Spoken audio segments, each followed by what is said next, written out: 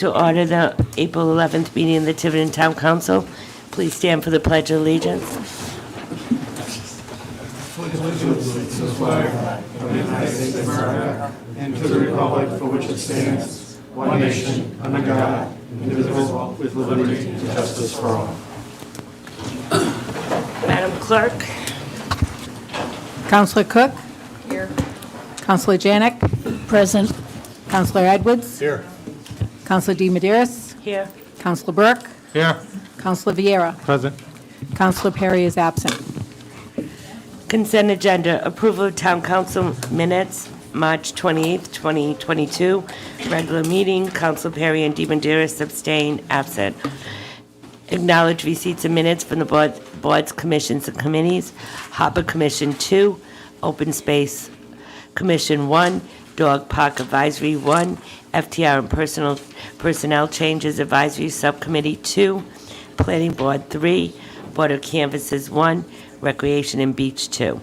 Acknowledge receipts of reports from the Town Administrator Department, monthly reports, March 2022, Town Administrator, Police and Department overtime reports, March 2022, Jennifer Siciliano, Town Planner and Administrative Officer, reports of activity of the Planning Department and Planning Board for March 2022. Boards and Commissions, 2021 Annual Reports, Open Space and Land Preservation Commission, Zoning Board of Review and Planning Appeals. Acknowledge receipts of correspondence, Tiverton Conservation Commission letter related to HB 7064 and other litter-related topics, City of Woonsocket, resolution in opposition of S 2557 and H 7829, Town of Burryville, resolution in opposition of S 2244 and H 7198, John Moran, correspondence related to street light replacement on Riverside Drive, Tiverton Dog Park Advisory Committee, letter regarding committee membership. Any of the council like to take anything off the consent agenda? Yes, I'd like to pull 4D2 and 4B4. 4D2, Donna? Yeah, and 4B4. Okay. Anyone else? Like to entertain a motion to approve the rest of the consent agenda, withholding 4B4 and 4D2. So moved. Do I have a second? Motion been made in second. Any comments? All those in favor? Councilor Cook, 4B4, FTR and Personnel Changes Yeah. Advisory. I just want to vote on this separately, that's all. Okay. The other one is, Would you like to talk I don't know about that? how you want to do that. Huh? Would you like to talk about that? 4B. I just think it's going in the wrong direction, but I seem to be the minority here. I just don't want to do a full yes to everything. So. Okay. Okay, so I'd like to make a motion to, I'd like to entertain a motion to approve 4B4. So moved. Do I have a second? Motion been made in second. Any further discussion? All those in favor? Opposed? 5-1. Donna, 4D2. Okay, when Socket seems to be on a roll, and I had to pull this because, once again, it's a mandatory bill and Senate bill that would cost the town money, and I'm not in favor of this. It's called in opposition to Senate Bill 2557 and House 7829 for mandatory translation services, which could be very costly, and I would like to do a resolution also in opposition of another mandatory expense if the state wants to pay for this, okay, but they're not. So, Any discussion from the council? No, I agree with Donna, because they don't really talk about how many languages. it could be a And lot. it could be a lot, and could be a lot of languages that it could cost a lot because they're not funding it. Yeah. Do you want me to read it, just the front of it, or? Yes, if you'd like. Yeah, okay. Whereas this Woonsocket City Council believes in the tenets of the open meetings law of the state of Rhode Island and diligently seeks to comply with the requirements of the law, and whereas the Rhode Island Senate Bill S-2557, co-sponsored by Woonsocket Senator Melissa Murray, and House Bill H-7289 will create an extraordinary unfunded mandate by requiring upon request that translation services be provided by any public body subject to the provisions of the open meetings law of the state of Rhode Island. And whereas the overly simplistic bill as proposed fails to recognize the large number of languages and dialects employed by citizens and non-citizens of the state and nation, that hundreds of large and small local public bodies would be required to be responsive to and with no controlling criteria to avoid the risk of costly burdens of compliance without consideration of whether the need is genuine or even initiated by a resident of the city, town, or state. Now therefore be it resolved by the City Council of the City of Woonsocket, Rhode Island, as follows. 1. The City Council respectfully requests that the leaders of the House and Senate and the entire Woonsocket delegation and all of the General Assembly membership reject Senate Bill 2557 and House Bill 7289 as an excessive unfunded mandate imposed on the cities and towns of the state of Rhode Island. That the city clerk, upon passage, provide a copy of this resolution to the members of the Woonsocket delegation to the General Assembly, Honorable Speaker of the House of Representatives, the Honorable Senate President, Honorable Chairperson of the Senate Judiciary Committee, House Committee on State Government and Elections, the Honorable Governor of City and Town Clerks of the cities and towns of Rhode Island. This resolution shall be effective immediately upon passage.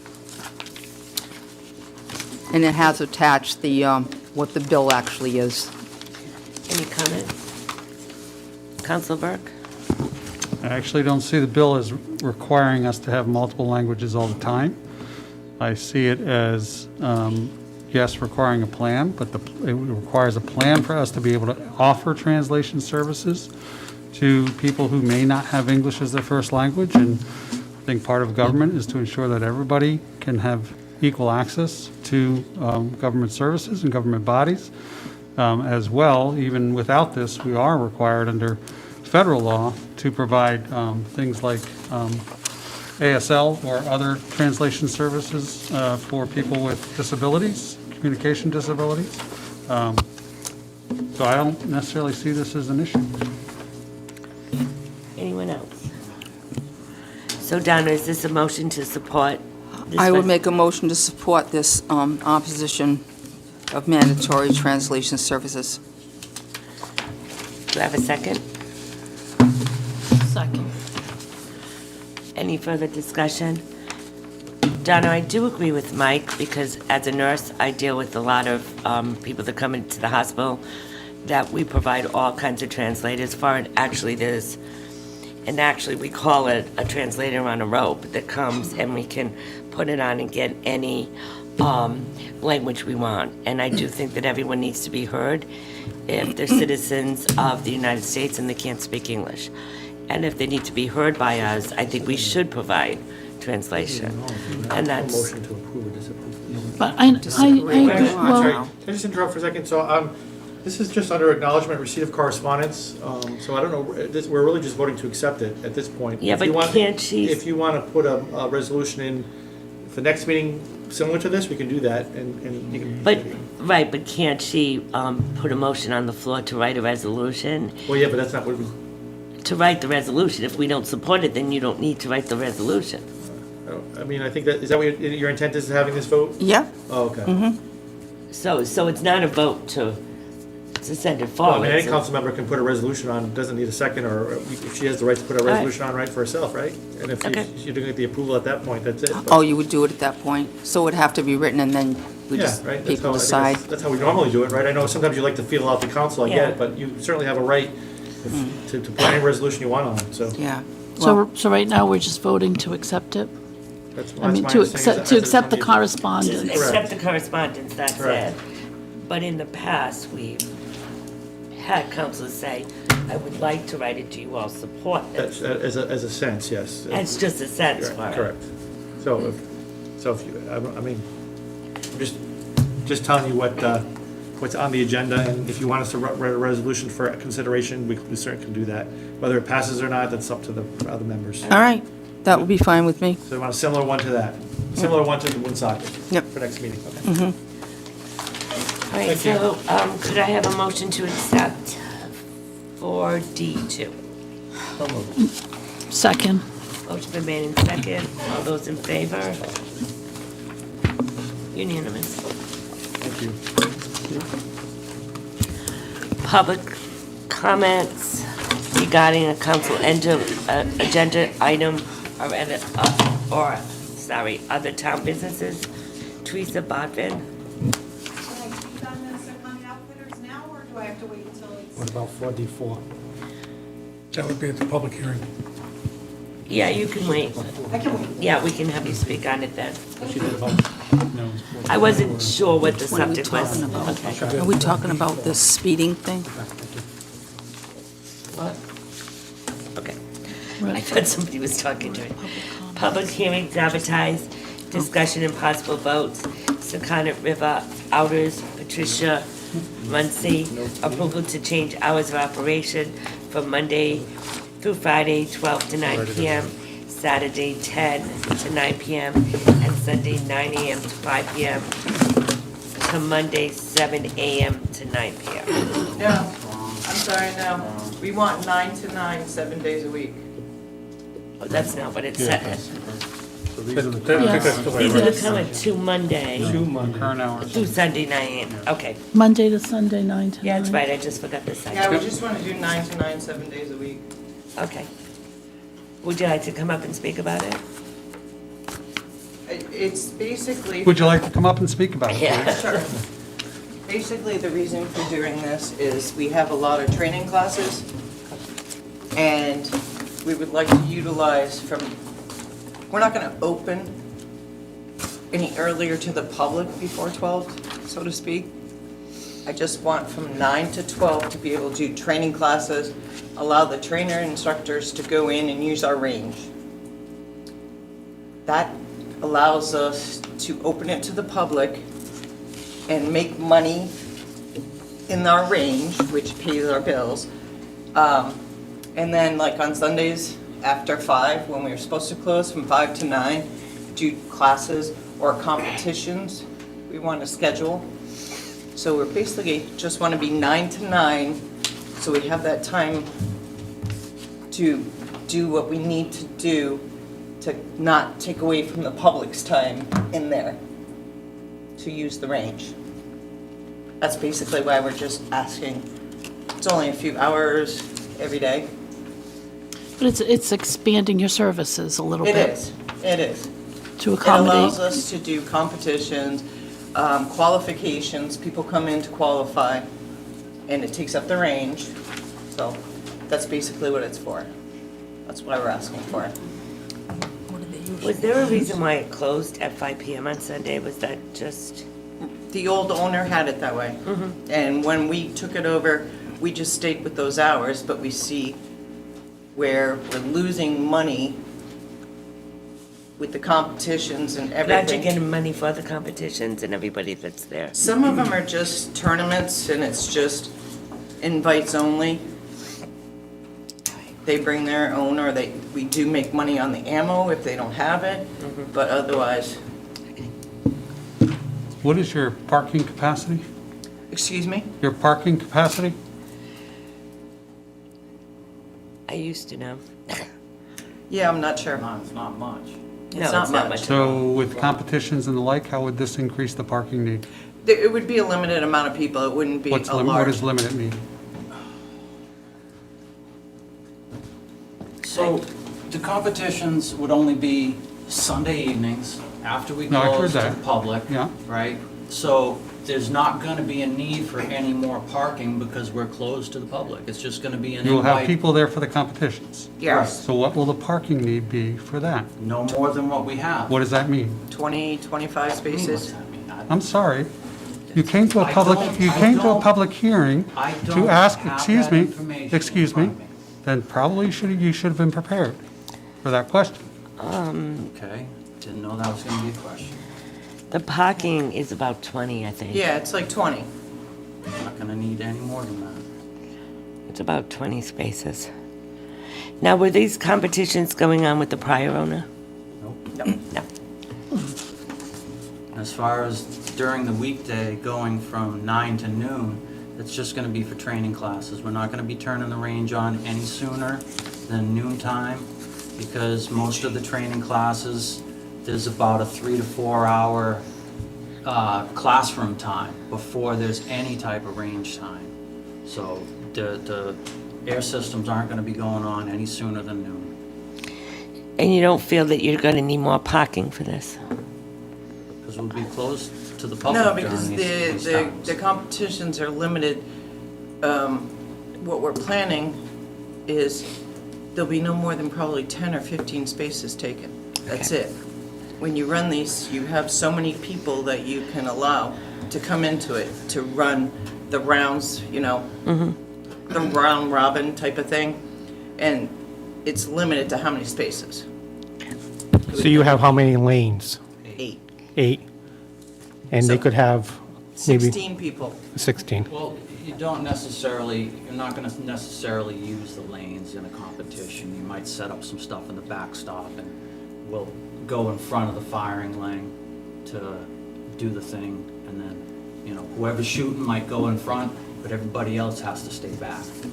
So we don't necessarily use the lanes, but we'll be using the range itself. Everybody else, if they're not shooting and they're not part of the range officers and the timekeepers, they're not gonna be anywhere near any of that stuff. Everybody's gonna be kept behind it, so spectators will be back there, if there are any. There probably won't be. All right. Thank you. I'd like to open it up to the public at this time. You want me to just stand up here? Yeah, you can come here, just tell us your name, your address. My name is Teresa Botvin, and I live on Hayden Avenue, less than a half a mile from Siciliano Outfitters. Before making a decision to extend the hours of operations, I would ask any one of you in this room to come sit on my couch to listen to the rapid gunfire that I listen to on a daily basis. It is unnerving, it is disruptive, and the soundproofing in the building is less than satisfactory. During the spring and summer months, it is very difficult to keep my windows open. Very difficult to keep the windows open. That is no joke. Please, anyone in this room, come to my house, sit in my backyard, sit on my couch, and listen to how it What is your vibrates. address? 31 Hayden I'm Avenue. coming. Okay. Come over and listen to it. I'll be there. If Okay, any bye. of you live near the gun range, you know that you've heard that bam, bam, bam, bam, bam, bam, bam. It is unnerving to sit there and listen to it. I know that I'm here to talk about the hours of operation, but my objections are twofold. To extend the hours means that I'm being expected to listen to that rapid gunfire, the muzzled gun blasts for a longer period of time, exposing the community to more hours of operations, of that loud echoing reverberation that I hear, and unless you live near it, you don't hear it, you don't realize how disruptive it can be.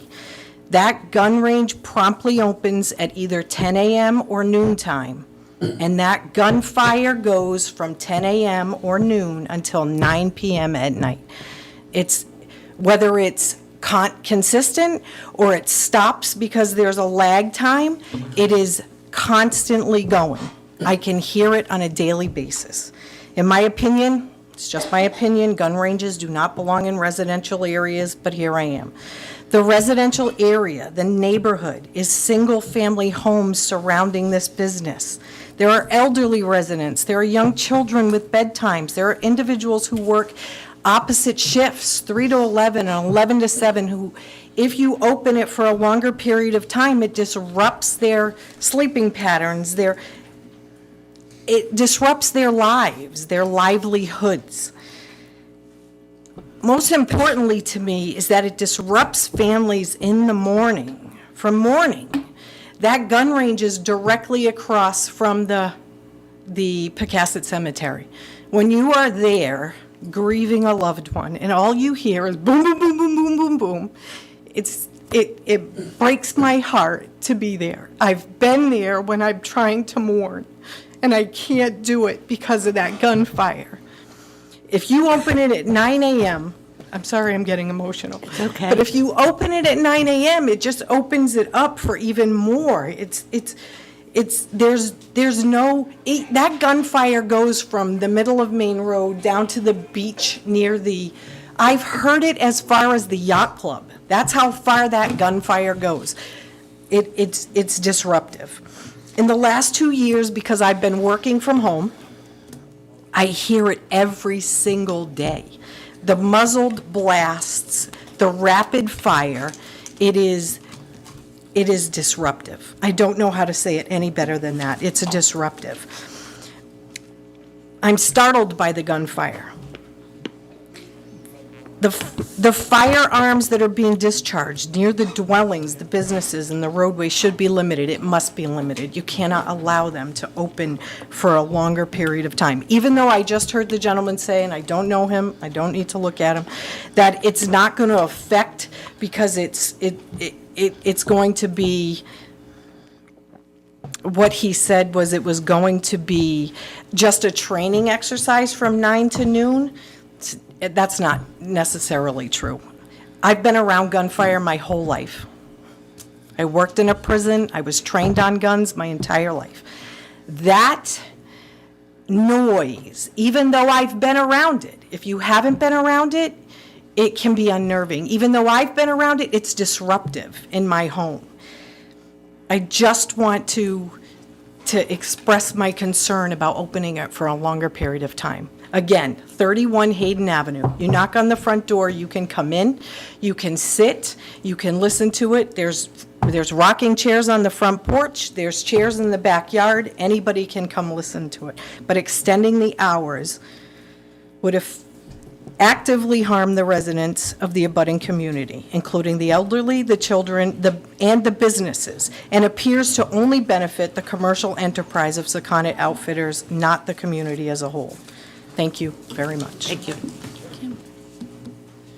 Anyone else would like to come up and speak?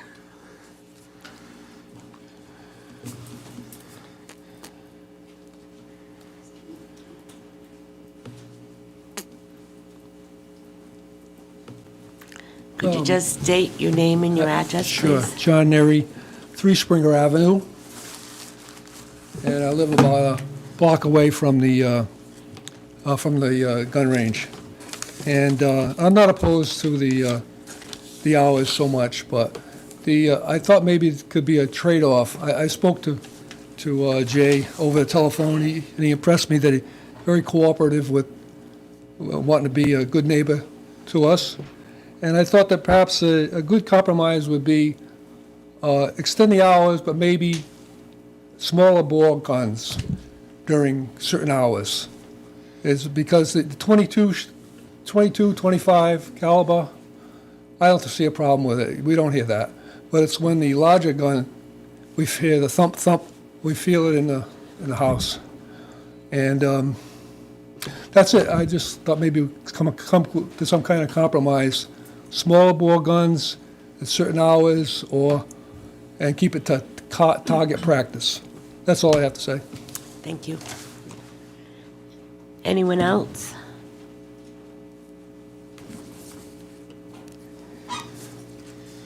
I didn't sign the paper. My name's James Riley. I live at 14 Paul Terrace, which directly abuts his property. I'm right behind him. Okay, I know where you are. Yeah, I come around the back. I'm behind S&S Transmission. I've been living there for about 2 years now. I just bought the property. The sounds of the shots have never bothered me. I'm right behind him. Yeah, sometimes they got a heavy caliber in there, and you feel the thumps. I'll give it that. But I go to work at 4 o'clock in the morning. So I'm in bed by 8:30. That range has never bothered me once. My wife's a light sleeper, never bothered her once. The other end of that most people aren't looking at right now, they're all thinking about the noise, is they seem to be trying to get people to do a lot more training, which is what we need with firearms these days. More and more people want to carry, more and more people want to run around with them. They're trying to train people, which is a good thing. State of Rhode Island gives out carry permits with no training whatsoever, just a qualification. They need to do it a little different, whole different subject, but there should be more training when you want to do a firearm. They're trying to set up the public to give them options to get more training so we have less people doing foolish things with firearms. I understand some of the noise bothers a lot of people. You know, like I said, my opinion, just like hers, doesn't faze me in the least, and I'm right behind him. I wasn't going to speak, but sometimes people got to look at both sides of every story. So I got no problem with it. Like I said, I directly bought his property, so thank you. Denise, can I ask him a question? Is it Mr. Riley? Miss, Oh, I'm sorry. Can I ask you a question? Sure. Do you find that a certain time of the day or a day of the week is louder than any other, or the thumps are heavier? It seems to be sometimes like on a Friday, 5 or 6 o'clock, you'll probably have more people in there who are leaving work with a higher caliber gun. Okay. The noise isn't louder, the vibrations are a little bit worse. So Fridays That's at what night? happens when you get that higher caliber. But usually, like I said, I go to bed at 8:30, and my bedroom is right at the edge of his parking lot. Now, I'm a heavy sleeper, so I don't hear it, but my wife barely hears it too. She says sometimes she'll get a couple. How about Saturday mornings or Sunday Nope, mornings? while Saturday they're open? mornings, I'm out on my front porch, sitting there with my coffee at 6 o'clock in the morning, and I'm there most of the day doing yard work. And like I said, I'll hear the boom boom here and there, but it doesn't bother me. You know, so like I said, it bothers some people. It bothers that young woman there, you know, but it doesn't faze me. I don't think it's overbearingly loud. And don't get me wrong, I shoot, I have guns, you know, and I practice. I belong to the Tiverton Rod Gun Club, you know, so. But, you know, so I'm a little biased, and she's biased on her end too, but I'm just letting you know that there is another side that some people it doesn't bother, you know, so Thank you. thank you. kind of helps. Yes, sir. Anyone else would like to speak? Anyone else? I'll close the public hearing. Any counselors? I do have to say that I was here from the very beginning of this gun club. Special consideration was made for these hours because of the noise. But I have to tell you that no one has formally complained to me that it's been loud, except for tonight, which I understand it probably, to you it is, but this is the first time I've heard. But there was special consideration, and Randy, the other owner, decided to start it a little later to see if it did bother neighbors. Anybody want to say anything? I was just going to say, I was not involved with the last one, but I do remember the public hearings and so many people with negative thoughts. And when you changed the license to U2, there was not a person here.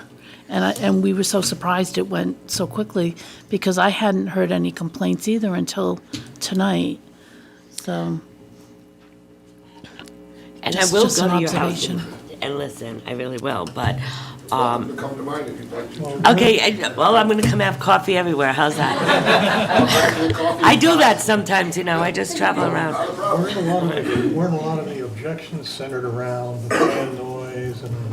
The fan noise, which I don't hear about that at all. No, and I think, if I'm wrong, he put some kind of muting system in there, and he was very, there was concern about parking, of course. But I've gone by there, and I don't see extensive parking down that road at all. So can we, But there was a concern from the neighbors about the noise and about disturbing the neighborhood, and that's why, at that time, we decided to start it at noon and see how that went. And that's how this all came about. so can we say, yes, you can open at 9 for training, but no firearm discharge before noon? That's all we wanted to use it for. Oh, so there won't be any firearm Well, I know that's what you say, but could we make that in writing so it's a requirement? Would that be okay with you? 9 to 12 training, 9 to 12 training. Now, you are extending, Sundays from 5 to 9. and would that be just training, or would that be also? That would have been the competition, but it's just gonna be handguns. There won't be any large caliber rifles doing any of this stuff. So it'd be the Just 22 to 20, I know nothing about guns, but the 22 to 24. You need the yeah. lessons. What? You need the lessons. Yeah, maybe I need to go to, yeah. There you go. Well, no, I mean, I'm getting you some customers. I admitted when this all came about, I knew nothing about this.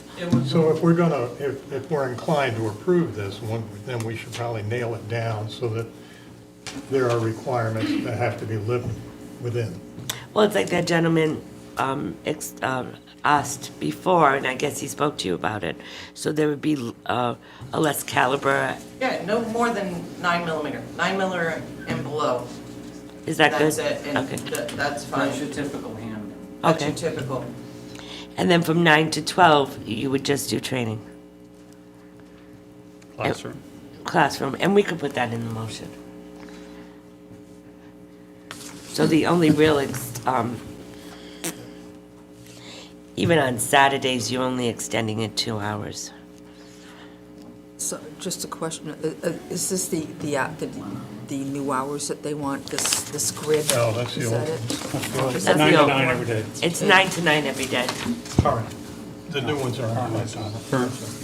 They said something was incorrect, though. It was the way Denise read it. It's correct on our, What's the matter? What's the matter, Deb? it's correct on our, look on the agenda. It's correct on the agenda. I was reading it off. the It's all other thing. different hours every day, Jeez. but it'll be 9 to 9. Monday through Friday. So you can guarantee us that your extended hours from 9 to 12 would be no gunshots? And then Sunday. What? Training only. During the week during the week.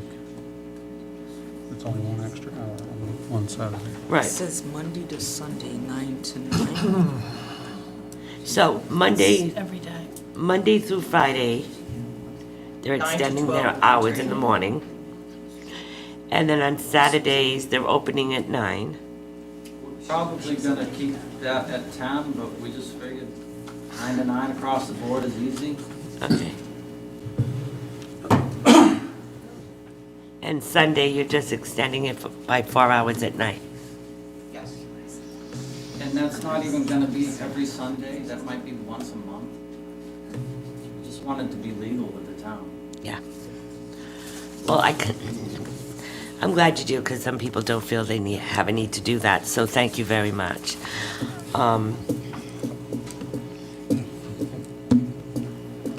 I'd entertain a motion.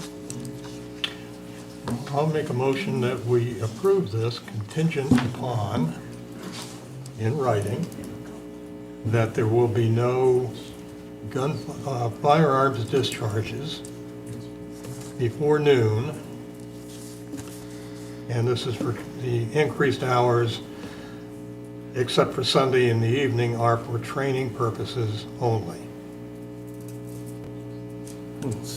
Well, the extended hours. No. Saturday is an hour earlier, and that's not for training. Right. It's always been 10 to 9. Oh, okay. But- Yeah, well, So we- But you want to Training change it day. from 9 to 9. The only extra training hours are during the week before noon. Monday through Friday. Yes. And then on Sunday, So we need to amend it again. No, there was no second. There's no second. there was no second, so your motion would be Monday, Monday through Friday, Friday. 9 to 9, 9 a.m. to 12 a.m. or 12 p.m. are strictly reserved for training only with no firearm discharge. Saturday, open an hour early, 9 to 10, firearms permitted. 9 to 9. 10 to 9, Yeah, 9 to 9. 9 to 9, okay. And then Sunday, 9 to 9, firearm discharge permitted. Smaller caliber. Smaller caliber from 5 PM to 9 PM. Does that make sense? Yes.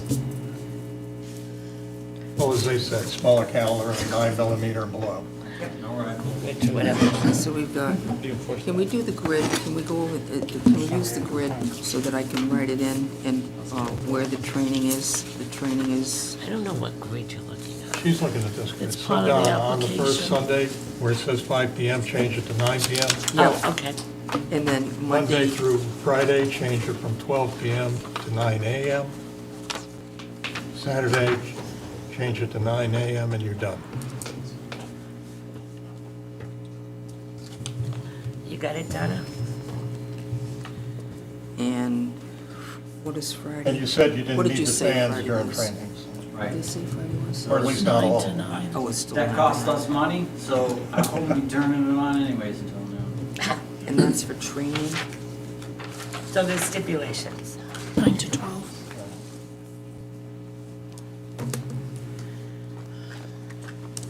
To 12.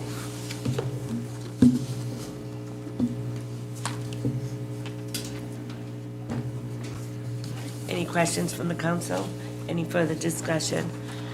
Did I get a second to that motion? I don't believe I I did. don't know, I'll second it. I don't know if there was a second. I don't think there was. Any further discussion? Just that I will be voting against it because I do believe that agreements were made when this was first put in there. It was controversial when it was first put in. I think some compromises were made for the neighborhood, which is a pre-existing residential neighborhood. Yes, it's an allowed use in that area. And Randy did a great job of helping us understand all the precautions and the like that he would take, and also why it was more advantageous economically to have it there because it was the end of the natural gas line or near the end of it, so it would have been cost prohibitive to put it in somewhere else. But I just think that we need to stick to what was agreed to at that time. I do agree with you, Mike. The only reason why I would not vote against it is as long as there's no firearms being discharged any earlier than what was originally agreed to. Right. And if you told me you were going to open up the shooting range for all those hours, I'd say no. I would vote against it. But, and Randy did try to compromise with the neighbors and did make up these hours. If you were going to start shooting at 9, I would definitely be against it. Oh, training. As long as we have your word for it and it's in the motion, so. And I think, I like what this other gentleman said, that there's training that's not going on elsewhere because there's obviously a lot of people with guns out in the community, so we want to make sure that they're using them rightly and safely. Now, I do want to say something, though. Randy, when he was selling us this concept, said that we wouldn't be hearing any shooting in the neighborhood or any kind of vibration. So, if I may. Sure. A lot of gun ranges, indoor ranges, Would you mind coming up here for a minute? a lot of indoor gun ranges, when they're built, they're just a single brick wall. There's 2 layers. There's the whole inside of the range is thick concrete. It's probably a foot thick inside. And then there's a separate outside. That's the facade that you guys see from the outside, which also has insulation on it. So he went a step further and he actually bought some insulation that's about 6 inches thick, and he was lining the whole inside of the backstop area too, which is where you're going to hear most of that noise. So other than, I mean, I don't know how much more. Right, I know you he can took really extra do. steps to He try to really did. prevent it. And I know that there was a sound test that Yep, there were. happened, and everything was way under the dBs Yep. that were required for the area, so Okay. No, I'm just wondering, because I know that he said he was going to go through all of this. and he did, Okay. he did. Okay. Might I add, if you hear any gunshots from 9 to 12, It's not us. I'm a member of the Tiverton Gun Club, but they have outdoor shooting, and a lot of times I'm on my deck and I hear it. You and might I hear know it it's from not there. me. I know Okay. it's not me because we're not open. There's also people that shoot up behind the cemetery. Yeah, right. There's a lot of land up and back there, and I spoke to a gentleman that came into the shop less than a week ago who has a lot of guns, and he shoots up in that area behind Pecasset. So I guarantee it's not us. I live on Stafford Pond, and sometimes I hear so much shooting during Yeah. the day. There's a lot of woodland around there. Okay, so I have a motion and a second. Any further discussion from the council? All those in favor? Opposed? 5-1. Okay, thank you. And I will be going to your house, okay? You come sit on my deck before 12 o'clock. And guarantee you'll hear I'm gonna go to something. both of their houses. I'm sure I'll have good coffee. Thank you. Portsmouth Tiverton Rotary Club, Charlene Patton, approval of sound variance for the 64th Annual Father's Day Car Show at Longplex Sports Center, 300 Industrial Way on June 19, 2022, from 8 to 5 p.m., and approval of a special event permit not advertised, continue from 2/28/2021. I was not present at this meeting, so I'm gonna look at my counselors for advice on. Can we proceed? Can we proceed on this given? Okay. No, I was just checking because I knew there's been All some right. discussions. And I hope you I don't think mind I turn it over to Mike. One of since the- I wasn't present. One No, of that's the fine. things that I know you were going to have a conversation with Jim with, and I know our administrator and the police chief had some follow-up conversations, was a plan. Were you able to work with him on a plan for the parking and the So I like? did reach out to everyone. I spoke with Jim. I am waiting for the chief of police to get back to me. We had a meeting on Friday, but he had to cancel it, and he was out today. And I was hoping to have some kind of, plan or something. As far as Jim goes, I spoke to him, and I guess he had reached out and email-wise, and someone didn't get his email or something before the last meeting, I guess, or something happened. But he had just told me that they had an expo, and he had to, I guess. I wouldn't go there. I didn't know anything about it. And he had to do a bunch of things, is what I heard. And then I was told that it actually went pretty well. I did not go, so I don't have the outcome of that. I'm not really sure. But as far as our club goes, we are really trying to go forward. We, want to do what the town wants as well. If we need to limit, we will limit.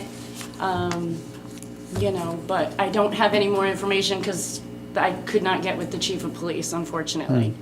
So I did talk to the chief today. Okay. And I actually was with him last Thursday, and he said you were coming. Yeah.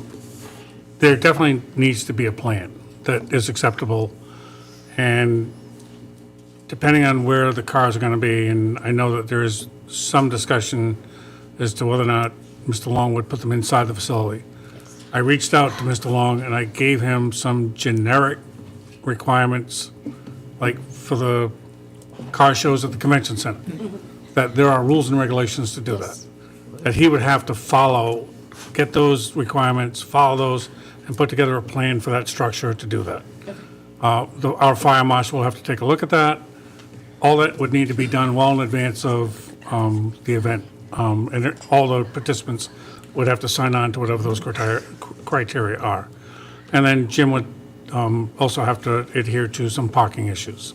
But until we've seen a plan, it's going to be very difficult for this council to do something.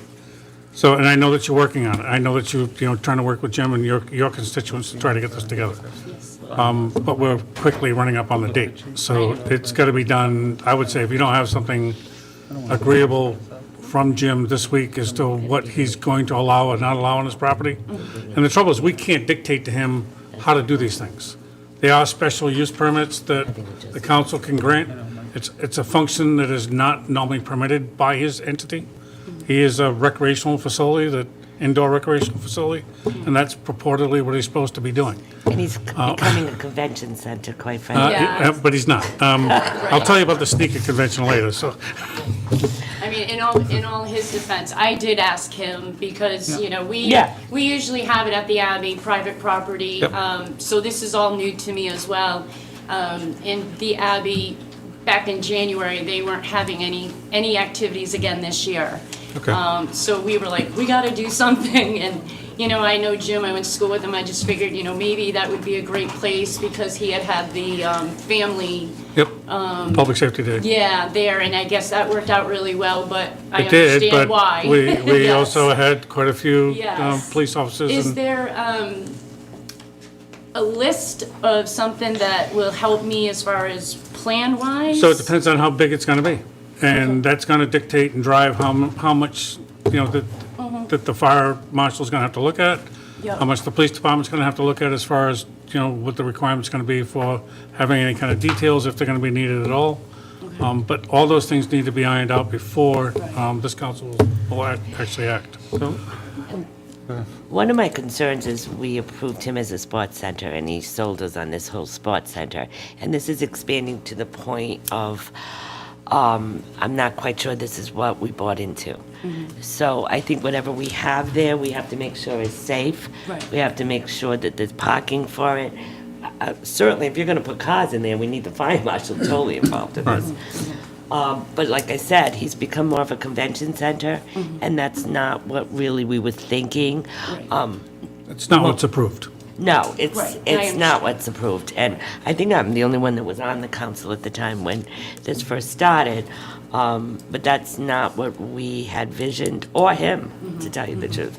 So we just want to make sure that this is safe and that And every I- T is crossed and every I is dotted. Right, and I did make sure, because we did talk about being closed because of parking and the number of people, and I did go over that with him, and he has, you know, told me the only thing that would be open, if okayed, would be his restaurant upstairs, because that would limit us as far as we usually had, you know, food, but if he can do that part of it, he would just have the restaurant open and nothing else. There's no competitions going on, no Right.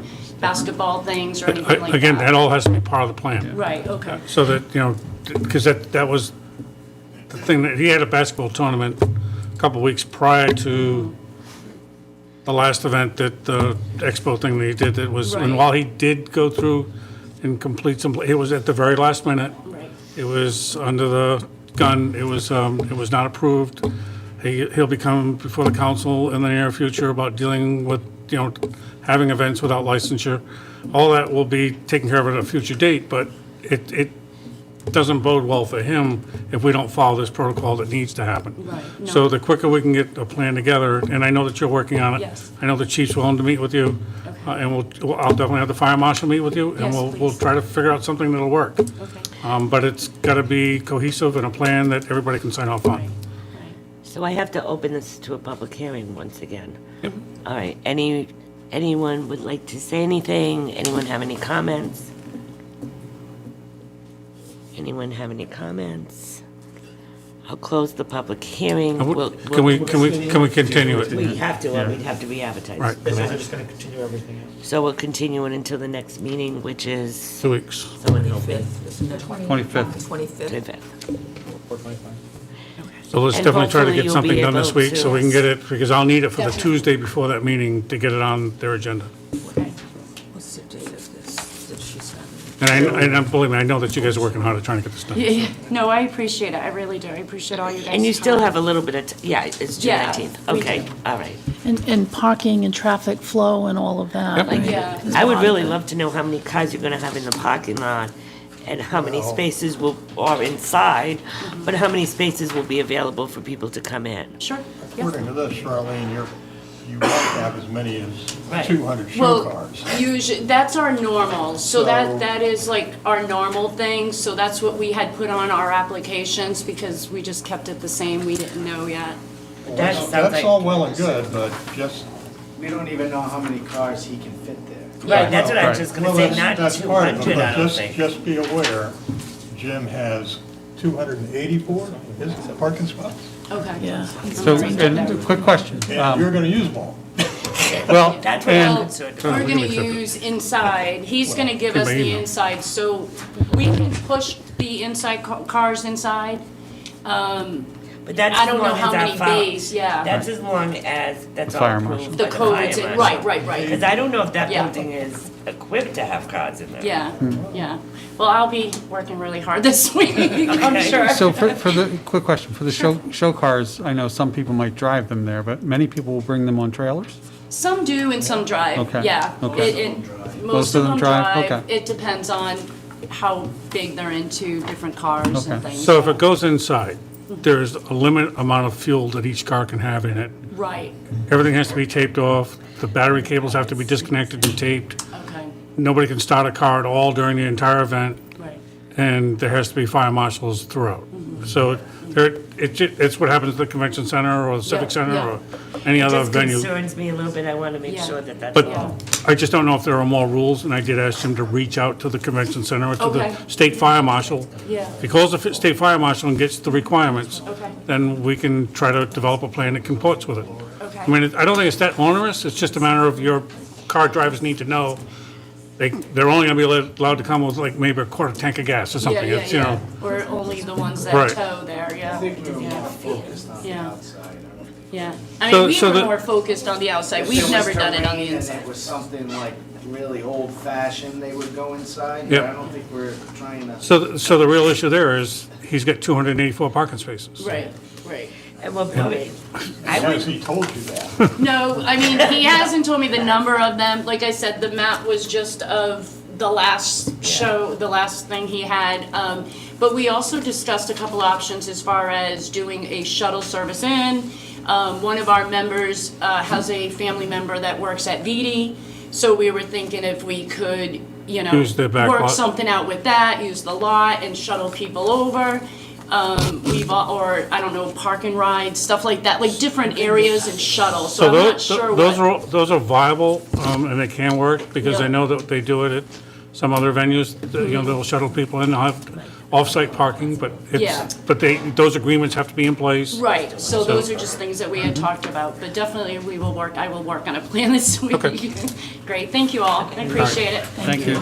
I'll be in touch. Great, thank you. Would you take a formal vote to continue that? Call the chief in the morning, he'll I will, definitely be. thank you. so I'd like a motion to continue this till April 25th, please. Second. Motion's been made in second. Any further discussion? All those in favor? Excuse me for one moment. Okay, so we have several, we're on item 7. And I'm just going to read through them quickly. Several resignations and / retirements. Judy Jones from the Budget Committee, effective March 24th, 2022.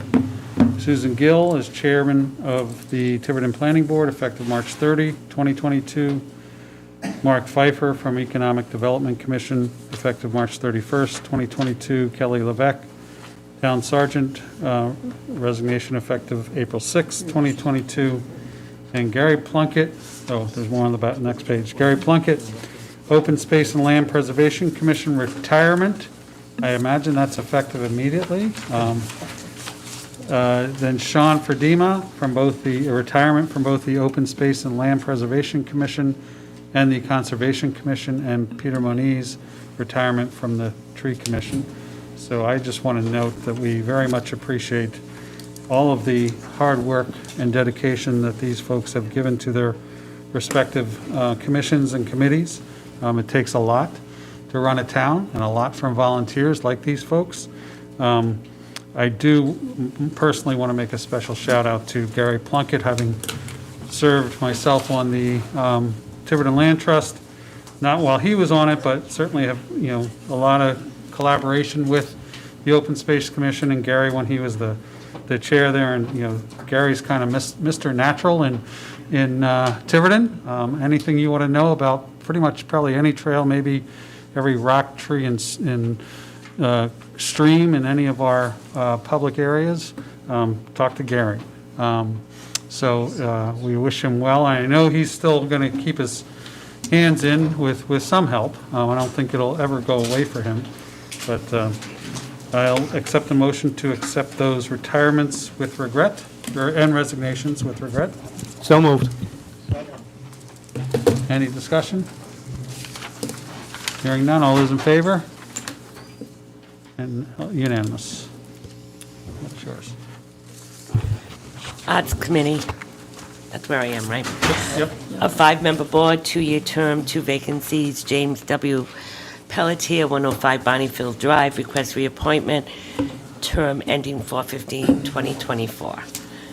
Jim has been on this for quite some time with his wife and does a really good job. I know he's not here this evening. Because it's a reappointment, we can waive our policy if you would all like. Do I have a motion to waive the policy? Do I have a second? Second. Any further discussion? I think we all know Jim pretty well.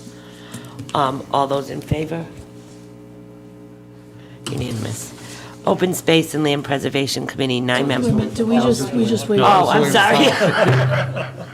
All right, I had a phone call. All right, yeah, I do know how to do this. I'd like a motion for James W. Pelletier for reappointment, term ending 4/15/2024. So moved. Second. Motion's been made in second. All, any further discussion? All those in favor? The best part about being live is I don't have to do a roll call. Open Space and Land Preservation Committee, 9-member board, 3-year term, 4 vacancies. Brian Jane, 286 Howard Avenue, request reappointment, term ending 4/15/2025. Raphael Wedge-Lesser, 91 Penny Pond Road, request appointment, term ending 4/15/2025. I know that Brian's here. Would you like to come talk to us for a minute? Brian, I can attest to the great work you do and for how long you've done it, and I want to thank you. Why would you want to be back on this? You got things to finish. You got things. In the middle of a lot of projects, I guess. Yeah. I'd like to see them through. Well, I'm really serious. You've done a fantastic job, and everything you've done for us, I want to thank you. Any questions for Brian? Just a big thank you. Thank you. Okay, so we, is Raphael here? No, he planned on coming, but 2 members of his family tested positive in the last couple of days. That's what's going on in my life right now. So he decided it was best to not come. But he's been with us for quite some time. Well, and he met with Gary Plunkett, actually, and Gary endorsed him as a new member, so. Which I'm very disappointed Gary's leaving us, but Madam President, before you vote, just to bring up to speed on one thing, Brian's done an excellent job working with us all, doing the MRP program, the validation of what we're doing down at Fogland, and I was very disappointed last week when I read something that 6 communities got an MRP grant, and we weren't one of them.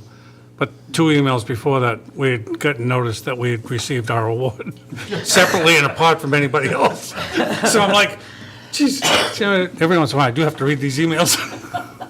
But it was through the work of Brian and his, dedication to making those improvements down there, and finally we'll get to see, hopefully, the end result of that particular project. So I just wanted to bring up to speed on what that was. thank you. So I need a motion to waive the policy. Second. Motion's been made in second to waive the policy. All those in favor? And I think I can do this as a okay. I'd like to entertain a motion to reappoint Brian James and Raphael Welchester. He's not a reappointment, right? He's an He's an appointment? But you still want to waive it? Yes. Okay. So Raphael Welchester requests appointment, term ending 4/15/2025. Do I have a motion? So moved. Do I have a second? Second. Motion's been made in second. All those in favor? Congratulations, I think, Brian. Cemetery Commission, 5. And can I just note, we still have 2 vacancies on that board after this, so We we're do. always looking. Anybody who loves open space and, Well, do we have 4?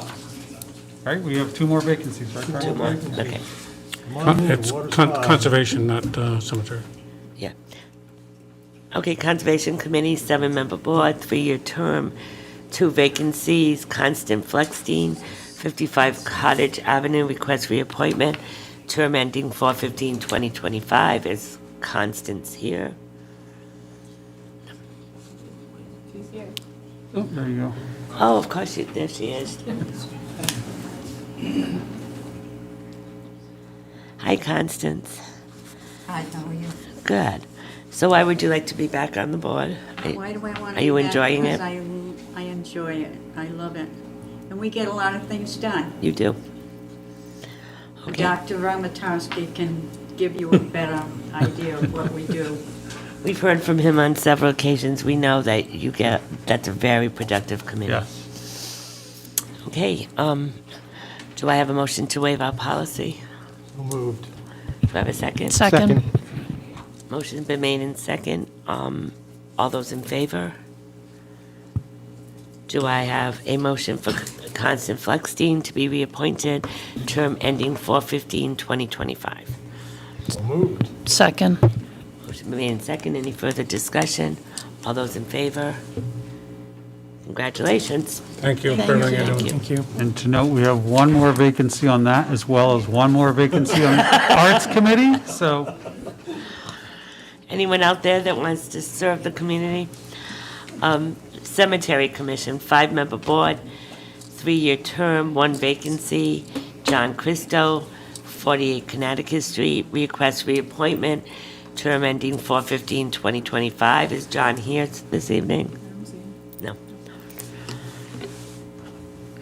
Would you like, I'd like to entertain a motion to waive our policy. So moved. Do I have a second? Second. Motion been made in second. All those in favor? I'd like to entertain a motion. Well, I'd like to make a motion. I'd like to entertain a motion to reappoint John Christo to the Cemetery Commission, term ending 4/15/2025. So moved. Second. I have a motion and a second. Any further discussion? All those in favor? Unanimous. Historical Cemetery Commission is a 5-member board, 3-year term, 1 vacancy. Thomas L. Snell, 245 King Road, request reappointment, term ending 4/15/2025. Vicky Richmond, 327 Village Road, request appointment, term ending 4/15/2025. So there's So one can I ask a vacancy. question on this? Yes. Jim Spears, Yes. is that, will that be a separate? Jim Spears' term expired, has expired or will?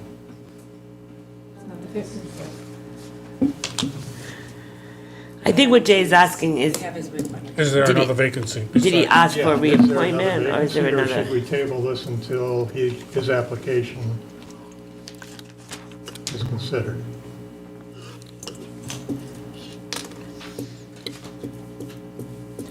So I think what it comes down to is, did Jim ask for a reappointment? I believe we have another vacancy that's here. I'm going to double He check. did, but it didn't end up on this agenda. I believe we have. Jim's, Just Gary, So there's probably 2 vacancies. I think there's another vacancy. Historical. No, Come on up. we can't go forward with this Use your computer. Use your computer. So why don't we table this until the next meeting, until we, oh, okay. So our- Thomas, I don't believe, Thomas Snell? What do we table, cemetery? No, not yet. Well, we'll talk to Thomas. Is Vicky here? Yes, I'm over here. Oh, there you are, okay. Hi, Thomas. How are you? You've been on the board for how long? Since October, I was appointed, I guess that this term was coming up.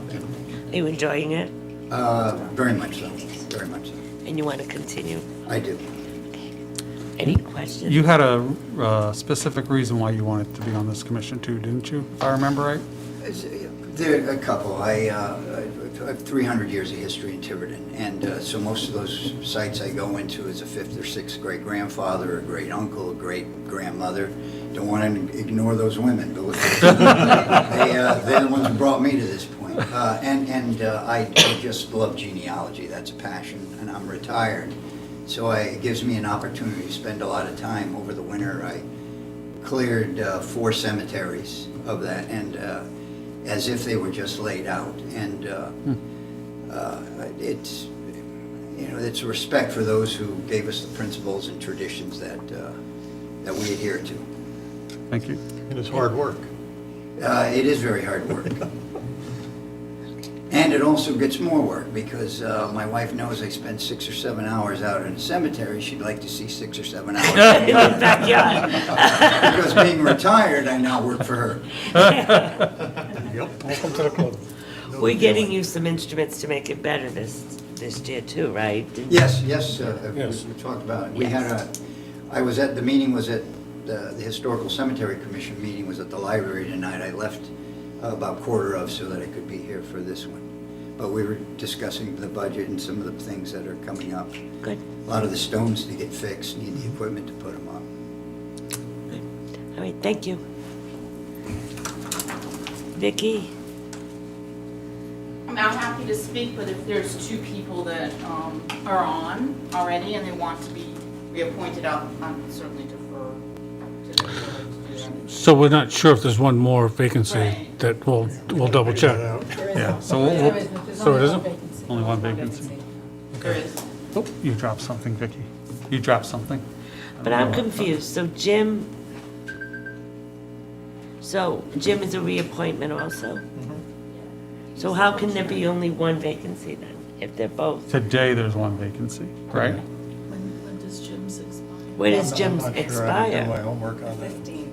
Yeah. 15th, but So- wasn't he appointed the last time? The last meeting? So why don't we can hold this till next week. Why don't we hold this until next?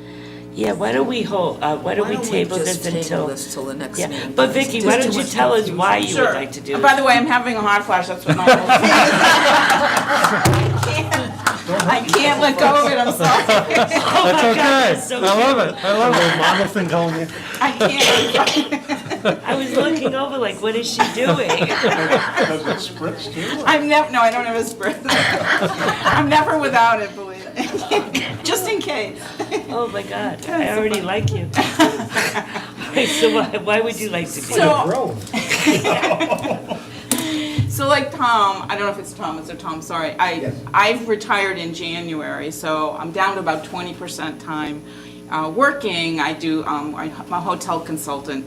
But I'm just fascinated with these historical cemeteries. I've never really noticed them before until I moved to Rhode Island, which was 18 years ago. My family's from here, definitely not as long as Tom's, but my grandparents came over in the 19-teens, from Eastern Europe and to Ellis Island and so forth. And they settled here. My father grew up here. I have cousins and aunts and uncles and so forth. So I grew up in Boston, but I obviously spent a great deal of time here because my family was here. And but when my husband and I moved here 18 years ago, I really wanted to get back into the history and my family's roots, and so we did a lot of driving around. And that's when I noticed all of the really wonderful historical cemeteries that are just so emblematic about our history and our roots. And I know so many of the family members aren't even here anymore. They probably don't even know that these cemeteries are here and their families are here. And I just feel it's our obligation to maintain them and make sure that they're well tended to and that that we respect our history and these families and the folks that came before us. And I'm very excited to do it. But as I said, if there's anybody else, not anybody else, but the existing members that want to continue, I respect that. And so I'm happy to just wait until you figure out the exact status. Yeah, we're gonna figure out, yeah. Okay. All right, well. Any questions, anybody? I do want to encourage. It does eventually Yeah. stop, anyway. There you go. Regardless of the outcome, I want to encourage you to still participate with them. I mean, we can always use more volunteers, and if there's someplace else you want to give your time on a different committee or commission, feel free to look at that. I do have the whole calendar of all of I Great. know that's historical cemeteries month in April and May, and I'm going to be learning about, I'm definitely going to go help doing the cleanup and so Great. forth, and I have it on my calendar, but that's, and wherever, I'll do Tiverton, I'll do, Well, we want you here in Tiverton. Yeah, no, I'll definitely do the Tiverton ones, With but I'm that happy. fan, too, yeah. With that fan, Yeah, my too. fan, yeah, exactly. So how do I've you done a feel bunch on- of reading on it. How do you feel about open space and conservation? It's not so much in my heart. I mean, of course, I love the outdoors, but for some reason, I'm just very drawn to. I think that the historical cemeteries to me are as important as maintaining our historical buildings. It's the same, you know. So I love all the architecture in New England. Obviously, I grew up in Boston, so it's just part of my upbringing. But obviously, particularly here, and I just think we have to be respectful of both the cemeteries and the buildings. They're just as important. So while I appreciate the offer, it's probably not in my heart yet, but maybe eventually, because I am new to retirement. This is very, very new to me. It can get Well, boring. I'm sure, I'm not yet bored. It's only been 3.5 months, but I'm sure they'll let you It'll catch help up to and you. do it. No, I'd like to say something. Sure. I was wondering if, and I haven't looked to see if there's an opening, but as far as the Tiverton Historical Preservation Advisory Board might be something you might be There is an interested opening. into. They're doing this in the back, yeah. oh, okay. I'm not familiar with that commission. That one. All right. The chairwoman is back there if you want to find out more. Yeah. She's just a wealth of information, Okay. and they're very involved in historical things. Yeah, and the buildings. It might be, they put up a lot of what you see. Yes. You might be interested in Okay, that, and sure. might talk to Susan Anderson, and she'll, I will do that. yeah, Thank might you. be something for you in the meantime. Absolutely. It's just a suggestion. Thank you. Thank you. As I said, I'm not yet bored, so we'll see how that goes. It's coming. Thank you. Thank you. All right. So, a motion to table this until April 25th? 25th. Okay, second. Motion been made second. All those in favor? Okay. Recreation Commission, 7-member board, 3-year term, 4 vacancies. All these names are familiar to all of us. Stu Gilfillan, 5 Highland Road, request reappointment, 4/15/2025. Bob Sedoma, 19 Bayview Avenue, request reappointment, term ending 4/15/2025. Dana Kudo, 3 Whitetail Lane, request, what's the matter? Reappointment term 4/15/2025.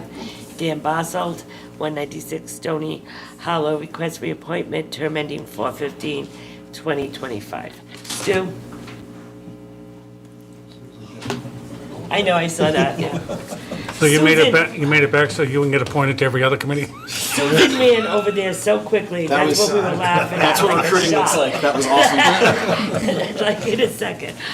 Stu, Yes. you've done wonderful work as chairman, and there's so much you've done for us, and we really are grateful. Not to mention the playground, I mean, I could go on and on. Thank you for being reinterested. I'm glad you're not getting burnt out yet. Don't tell my wife. No. Yeah, well, your wife's not too thrilled, I don't think, but that's okay. Why would you like to be back on? So I think when Brian came back up, he said it really well. I feel like we have some unfinished business and some things to do, and we have a really good group, and I enjoy working with them, and I think we're making progress. So yeah, that's pretty much it.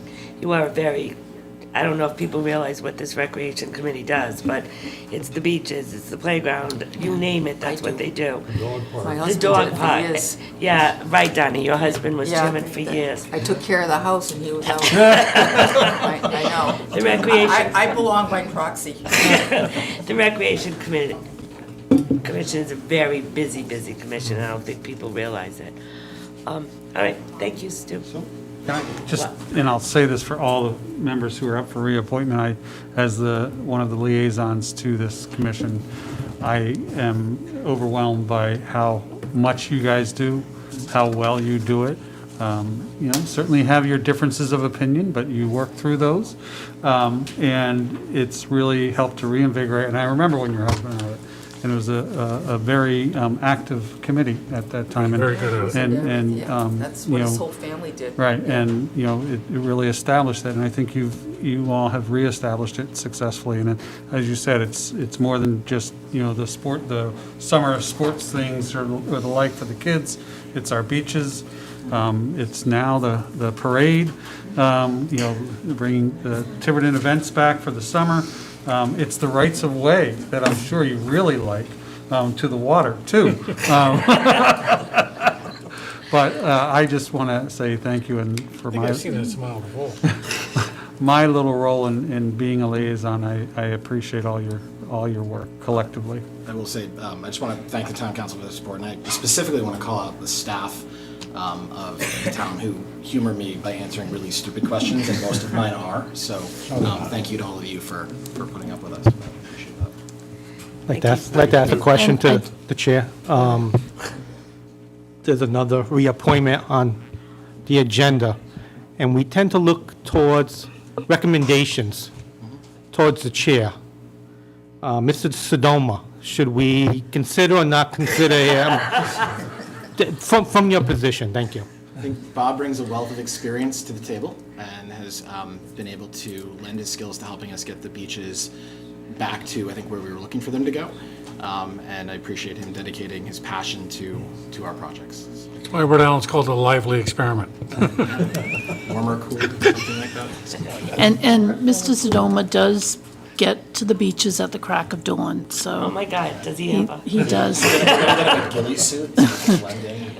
And I would just like to say, because Mike didn't mention the playground too, and I know you had like your playground little semi-group there, but as a fairly new grandmother, we've been spending quite a bit of time there and very much enjoying it, and hearing a lot of comments from people that everyone's just loving it. I went there yesterday to see if a lot of people would not to, and there were a lot of people there yesterday. It was very, very crowded. It's a great place. What's actually really cool about that is the people that are volunteering to help us with the additional phases of that project are people who start off with, I played there when I was a kid. Me? So I love that sort of full cycle in town. Future board members. Thank you. I know Dana's here, right? I saw Dana. Right there. Come on up, Dana. Come on up, because we want to thank you, too. It's not just Stu. No, it's Stu. No, Dana, I've seen you do a lot also. And you want to be back on for... I do. I enjoy it. Like Stu said, we still, well, he's not there, but we have a lot more to do, and we want to keep on going and making it bigger and better every year. And, Stu's a great leader. He has wonderful ideas, and he gets everybody motivated and enthusiastic. And then we have great town councilors that come to our meeting, come to our events, and help us, and makes it fun. Thank you.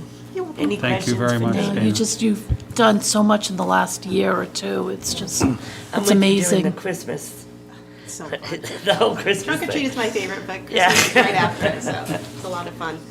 Tough times 2 years, but Yeah, hey, you Huh? do what you do. You guys did a good and job getting them I- together. We've all adapted and grown, and, we try to find ways to make it work, and, it's all about the kids, really. Thank you. no tow trucks for Bob. Is Dan here? No. Dan and Bob aren't. Okay, so there's 4 vacancies and 4 people. I'd like to waive a motion to waive our policy, please. I'll second. You have to waive it You're first. gonna make it. Donna makes a make motion. it. I'm in a hurry, no. And Deb will second it. You get it. Motion been made and second. All those in favor? And I'm gonna do one big motion, if that's okay with Yep. everyone.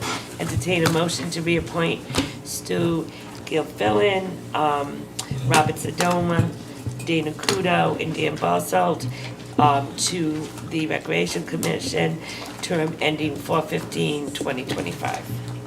Do I have a second? Second. Motion been made and second. All those in favor? Unanimous. Thank you. All right, general business. My name is under this, but I'm not sure why. Councilor Chris, my name was put here, but I guess, I, I'm not sure why, but Councilor DiMederos, Abigail Estates, discussion and possible vote regarding the acceptance So, I'm sorry. of Abigail's Estates subdivision, open space lot conservation easement, and declaration of restrictive covenants. So thank you. So this is really more of a housekeeping item than anything else. Abigail Estates was a subdivision that was approved by the planning board way back in, I think, 16, perhaps, 13. Part of that subdivision required a conservation easement for some of the open space. The conservation easement is to the benefit of the town, though the homeowners association will be owning that conservation easement. And according to the minutes of the meeting of 7/16/13, Mr. Hardy made a motion to grant final plan approval, subject to receipt and approval by Attorney Peter Ruggiero of the final legal documents and receipt of the surety and escrow funds. And one of the final legal documents that was missing was this conservation easement. So it has been submitted. We have reviewed it. And we believe it's in order. And so because the town is the beneficiary of that, they actually formally have to accept the conservation easement. So it's basically that this open space will be dedicated for recreational purposes, but it will not be owned by the town, but we hold a conservation easement on it. And it can be, I think there was a question that was, can this be given to the Conservation Commission? Yes, it can. It can be assigned to them for their use or their use, but the homeowners association is responsible for maintaining this property. And part of the conservation easement is to use it for foot trails throughout the area, and that's specifically allowed in the conservation easement that was submitted, so. Where is Abigail Estates? It's across from the high school.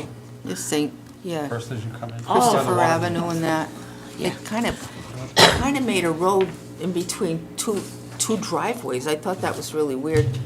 Right across from the high school. A little bit further Like north. closer to, Say between No, Ranger and High closer to School. Ranger. Oh, all right. Yeah, kind of weird. So, Mike, who owns that? The association? Homeowners association, yes. So. They own but the land. They own, no, they own the land. Yep. So does that mean that anybody can go to that land to hike or whatever they're gonna do to utilize that land, or is it private to those homeowners? It's public. It's public, and it's owned by the homeowners, and who pays taxes on it? They pay taxes on it, but it's reduced because we own Yeah, it's- an easement, so. It's a normal So- tax. So it's not a lot Because of we have money. an easement there. Correct. They can't develop that open space, basically, so we buy the development rights, that's what we bought. That's what conservation easement is, so you're conserving the land, they own it, they have to maintain it, it's all in the agreement, So that already went through the planning board? yes. Like the planning board signed The off final on it? document was never done. The final document Well, wasn't a done, long but time ago, the but creation of a yeah. conservation easement was part of the final approval. That the planning board approved? That was part of the final approval for the subdivision, yes. Okay. But it was subject to final review and acceptance by legal counsel and obviously by the town. Because it's a conservation easement, it's to our benefit. It's an interest in land, only the town council can accept interest in the land. That's why we're asking for your formal approval tonight. The So- planning board could not approve this, So I they could not believe- accept this. This came about because I believe that development's coming to an end. Yeah. So the acceptance of whatever the conditions are for trees, stormwater management, all those things that would be related to homeowner association came about, and it was noted that this actual easement was not recorded.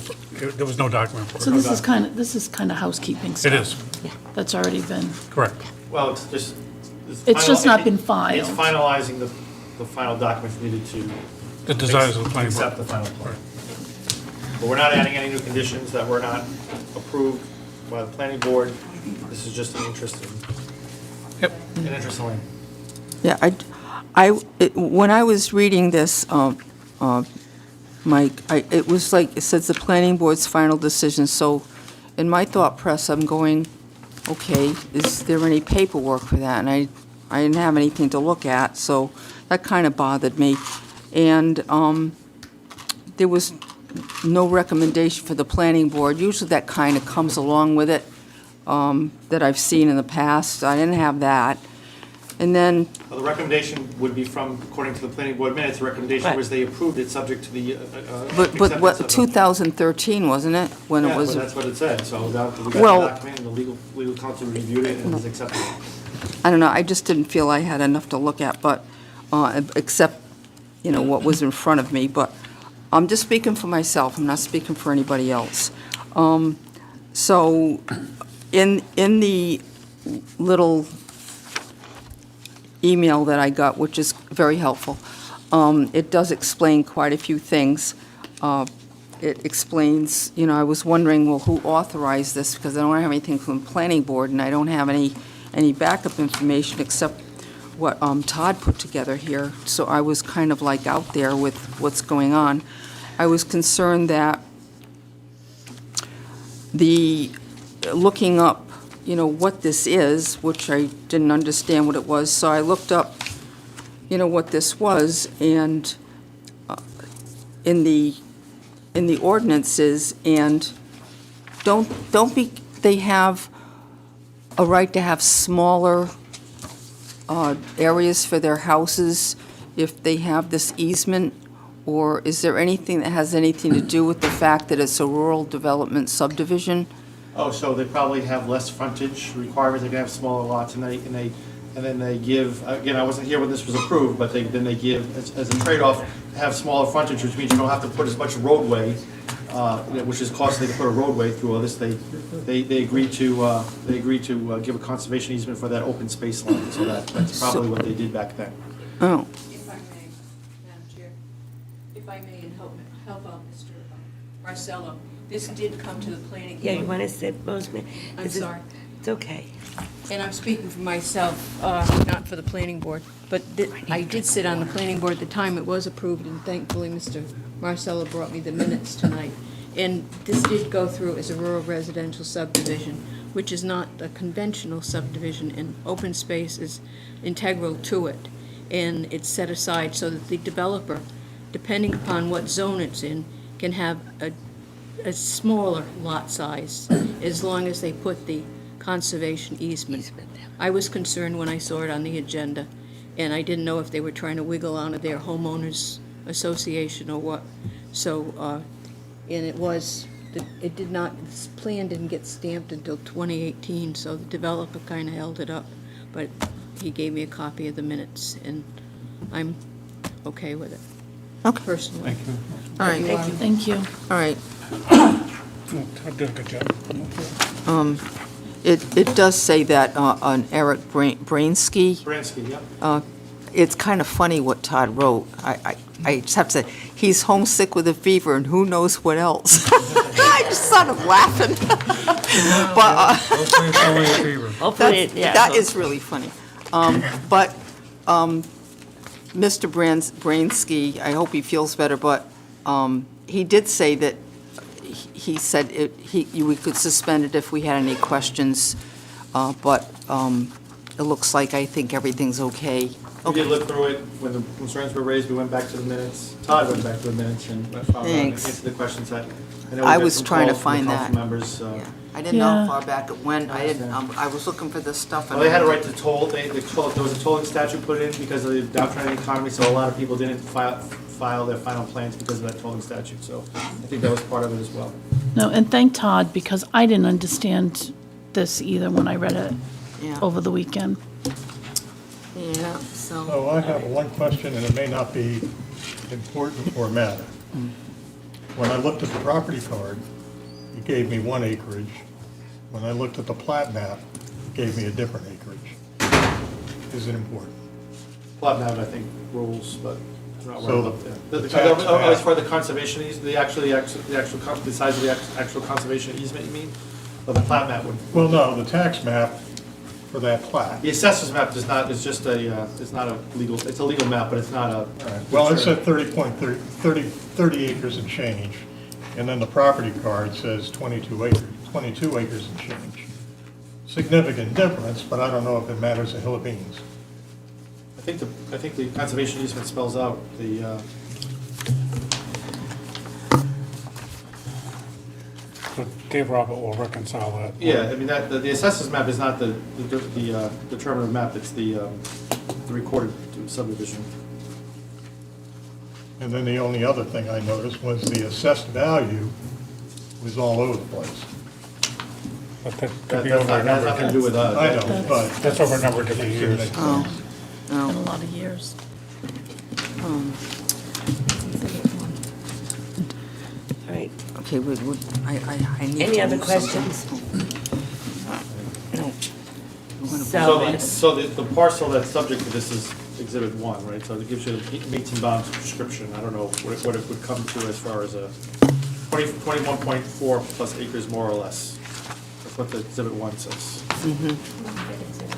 Oh, you didn't get Exhibit 1? No. Oh, sorry. I have Exhibit 1 if you're interested. right. Make sure Dave Robert gets it so he can square away the Yeah. records. So we're gonna have Denise sign this tonight so we can get it recorded. Yep. That's all it is. It's just housekeeping. Okay, so I'd like to entertain a motion, please. I'd like to make a motion to accept the Abigail Estates subdivision open space lot conservation easement and declaration of restrictive covenants as presented by our solicitor. Second.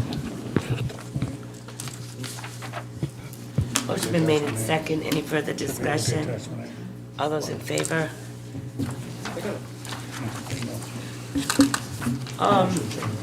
The Recreation Committee is still hanging around because they have 4 items on.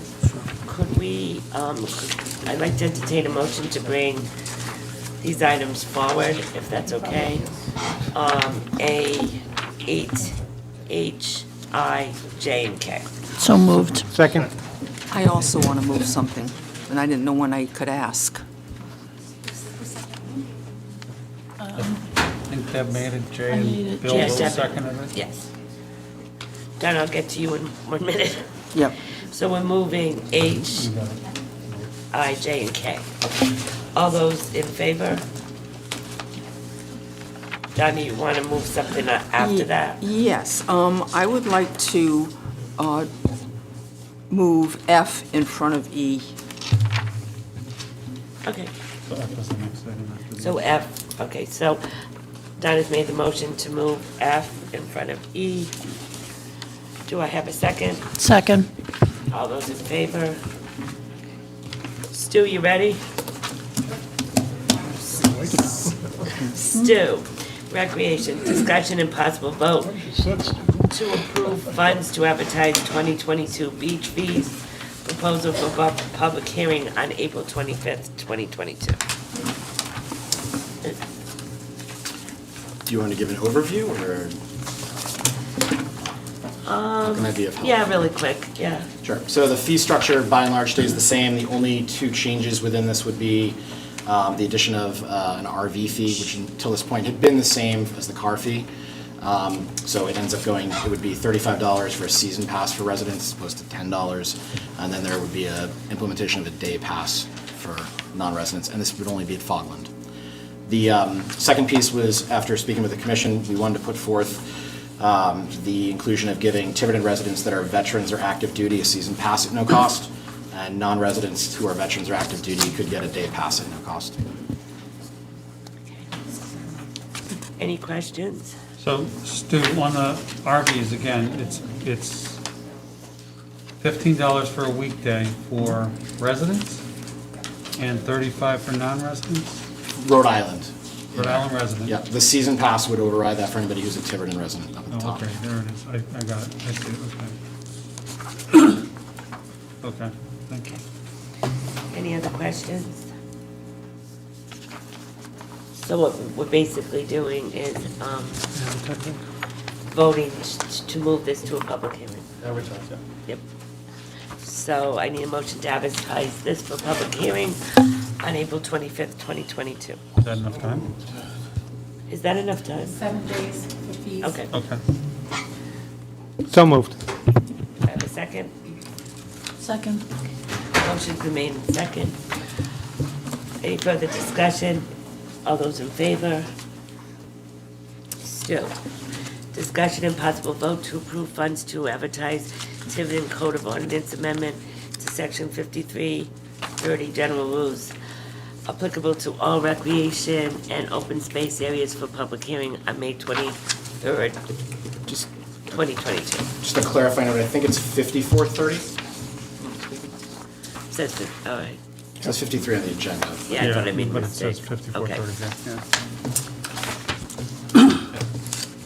So this would amend, you good with me going forward? I don't want to. Go ahead, no, go. So this would add item number 3 to the general rules in this section, which would read, access to the areas of Fogland Beach under the purview of the Recreation Commission, including but not limited to all designated parking areas, shall be restricted to Tiverton residents between sunrise and 8 a.m. and between 4 p.m. and 10 p.m. respectively. So it's limiting access to the beach at particular times to Tiverton residents. The other piece, and there will be another ordinance that we would be putting forward probably for consideration in public hearing at the next meeting, would be a parking fees element that would associate with this. And This we is have what talked. Little Compton does.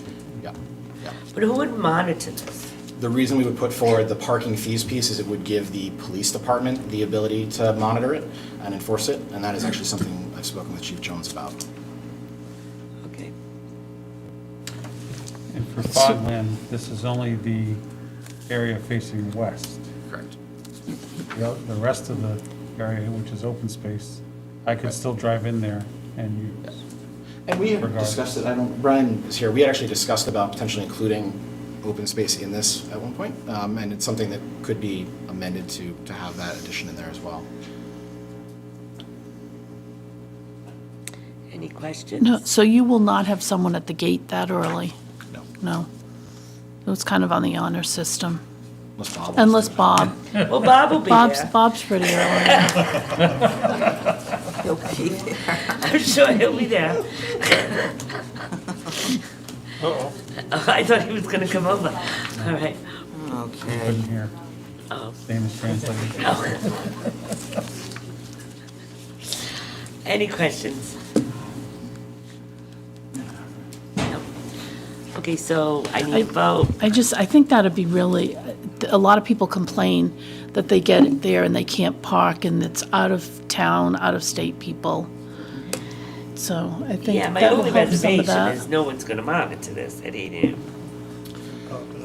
So I will say, I think that there are two different elements to it. So the enforcement of it is different than having the ability to enforce it of it. And Right. that's kind of what we're looking at here. I think that becomes the next element of it. But right at the moment, we don't have the ability to monitor. So there'll be a sign at the beach. Yep, we're actually working on Residents. putting larger signs at both beaches. They're being worked on, will be up soon. All right. Okay, so I'd like to entertain a motion to bring this forward for a public hearing on May 23rd, 2022. So moved. Second. Because this is an ordinance, it has to be advertised, okay. Motion been made and second, all those in favor? Unanimous. Stu, discussion possible vote to approve funds to advertise Tiverton Code of Ordinance, Chapter 42, Fire Prevention and Protection, Article 2, Open Burning, Section 4244, fire pits on town-owned beaches for public hearing on May 23rd, 2022. Sure, so this is taking a bit of a page out of Little Compton's playbook, where if anybody's ever been down to South Shore Beach, they do have fires down at the beach down there.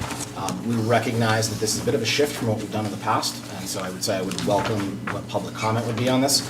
But essentially the way it would work, and we've had the fire department, fire chief, and the police chief both look at this, we would have, at least in year one, a limited number of fire rings that are designated, and have a process through which there's a communication with the fire department to ensure that, A, that we're eligible to burn that day, and second of all, that whoever is on the particular location where there's essentially like a campground fire ring, you know, anybody's been camping. I think in Little Compton, you go and pick it up at the police Yeah. station, right? Yeah, we've talked to Jim Farrell quite a bit about what their process is for that, and we would really replicate a lot of those pieces. And be at both beaches? No, just No, at just Fogland. Fogland. No, and we did discuss about the idea of limiting the particular name or the location of the beach, but it gives the way that this is written is it gives the Recreation, the Commission, the ability to determine where the fire pits would be, and we do not have an intent at this time to put them at Grinnell's Beach.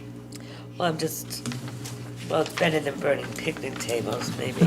We would agree with that, yes. Does it say specific, I missed the Fogland piece on No, this. he's saying, yes, I'm right. So these only be I at think we night? should put that, it's that, So the window in here, under B, it says fires are only allowed at the beaches from April 30th through Columbus Day from the hours of 9 a.m. until 10 p.m. Passes for evening burning must be collected by the beach staff by 3 p.m. that day. So people can, it will be within the window of the beach's being hour, but will not exceed 10 p.m. That's when everybody would have to be. but what I was thinking is, do you want to make this specific to Fogland right now, or you want to? I don't know that it really, I mean, we did talk about it. I don't know that it necessarily matters just because we're not going to make Grinnell's an option for people. So we could target Fogland, but if as part of the reservation system that we would use to select areas, because people would be tied to a particular fire pit, we're just not going to include Grinnell's at this particular So point. I understand that at this point in time, this Recreation Commission would not, but a future one, this would give them carte blanche to do that without doing any public hearing again and coming before us. That would be my one reservation with keeping it. I know, you're just. Well, no, I was going to say is if the council's more comfortable with limiting it and defining Fogland, I don't think there's any objection from this council. I'd be more comfortable doing that, because I don't know if I would want. It is just for Fogland, It isn't it? doesn't say. It doesn't It doesn't designate say it. it, though. Oh. This Oh, I this didn't- Recreation Commission's intent is just Fogland. But it doesn't say it specifically here. Oh, I didn't even think Grinnell's. Well, that's what I'm worried about. really want it I there. don't want it. Yeah, we can amend that at the hearing. Sure. So even if just the first line on Just this a was different changed to setting. recreational fires are allowed on Fogland Beach provided the following guidelines are met, that, I haven't read through the rest of it, but that might Yeah. address your concern. Yeah. Because right now for Grinnell's, I don't think I would want that. No. And it's from 9 a.m. until 10 p.m., there'd be people doing fires all day there? It's possible, we did talk about what the framework for people being able to do it, but you might have people that want to show up and do that earlier in the day. We tend to think that it's going to be later on in the afternoon, but the reason it would be 9 o'clock is that the beach hours would actually give a buffer on one end of that for the gates to get set up. I'm just thinking about, little children walking around with fires here and there. Do they do that at South Shore in the daytime? No. I thought it was just in the I thought it was evenings. just in the evening. It is only in the After evening. I 5 think it's 4 or 5. After 5. It's after 5. But the other issue would be that because it's limited to town residents after 5, you wouldn't be able to do it at Grinnell's anyhow, because you can't limit it to just town residents. You're absolutely right, yeah. Sorry, can I ask a question? So- Yes. This, Wait a minute. Sorry. That's all right. this is just for advertising, but it did catch my eye. Letter E, the permit holder will be responsible for having access to a fire extinguisher or a bucket that can hold no less than 5 gallons of water. So how do you enforce that? So this was in discussions with the fire chief, one of the things he was looking for. I think there are a few different ways that we can do that. One of the things we did look at was the potential of actually mounting fire extinguishers around there or mounting buckets to a post in front of each one that would make it accessible. But I also think it's something where, again, as long as there's the ability for somebody to put out the fire if there was an issue. That was really the intent of that one. So if they show up to pick up the ring, they have to demonstrate with a bucket. Through a checklist. Or a fire extinguisher. I would prefer it more in the afternoon than during the day, though. I would like it after 4. Yeah, I'm just There's thinking children and with everything. walking around, right? So if it was adjusted from the hours of 4 PM to To 10 p.m. 10 PM, but the pass could be picked up at 3 PM, which would give them an hour if they wanted to go and set up at the location. Yeah. Yeah. I mean, we're testing this out, frankly, for the first year. We wanted to have enough flexibility. There are enough people that have commented on the value of it South Shore. I mean, we like the approach. So South Shore allows you to bring like a barbecue grill or something, like if you're on the coast They- or. they do? Yeah, they do. Well, During the people can day. still bring grills, I believe, at Fogland now. So Right. this is just providing. This is an open fire pit though, right? Correct. Is that- Yeah, like, And I we're don't know if providing you've ever for them. been They're to South like- Shore. They're Yeah. like a little It's a little ring, like a ring. Yeah. It's like a truck tire essentially. is Yeah. what- It's a big truck. that- Only big ring. residents can get it now, right? Because of the hours. Any season pass holder. Okay, because I used to get it. No, if you have a Years season ago. pass. They Yeah. stopped it because of you. Yeah, they stopped it because of me. All right. Because they didn't Are bring your, these things they going didn't to bring your stay in extinguisher. place? No. No, they pick them up. So All right, so I want to do a fire ring at the beach. So I have to make a reservation. And then I have to come get it, which is going to be where? Well, so this is where one of the logistical piece comes into it. So one of the things that Little Compton does is that they will actually remove and put back out those rings. So in a prior email, when I think there was a discussion about allocation of some funding, we had looked at utilizing a golf cart for that particular purpose. So our intent would be to be able to have the golf cart to have the fire pit rings put out by staff, not having people grab them, putting them in the back of their cars. We're not looking at doing a significant number of these, and one of the things that we do need to look through is exactly how the rest of the logistics would work on this. But one of the problems we have right now is if this doesn't pass, the rest of it's kind of moot. So we wanted to get the wheels in motion and then be able to provide, prior to the public hearing, the details in the back for how all of this would work, which we do have a draft guideline for. Well, my question isn't so much getting them. My question is more returning them. So 10 o'clock at night, there's not going to be anybody You leave around to them there. return. You would leave You them there. leave them there. You would, so essentially, you Usually- show up in the morning and you get a pass. You've reserved it online ahead of time. You show up. You've been communicated with a beach manager who's spoken to the fire chief and the marshal to determine if there's burning allowed.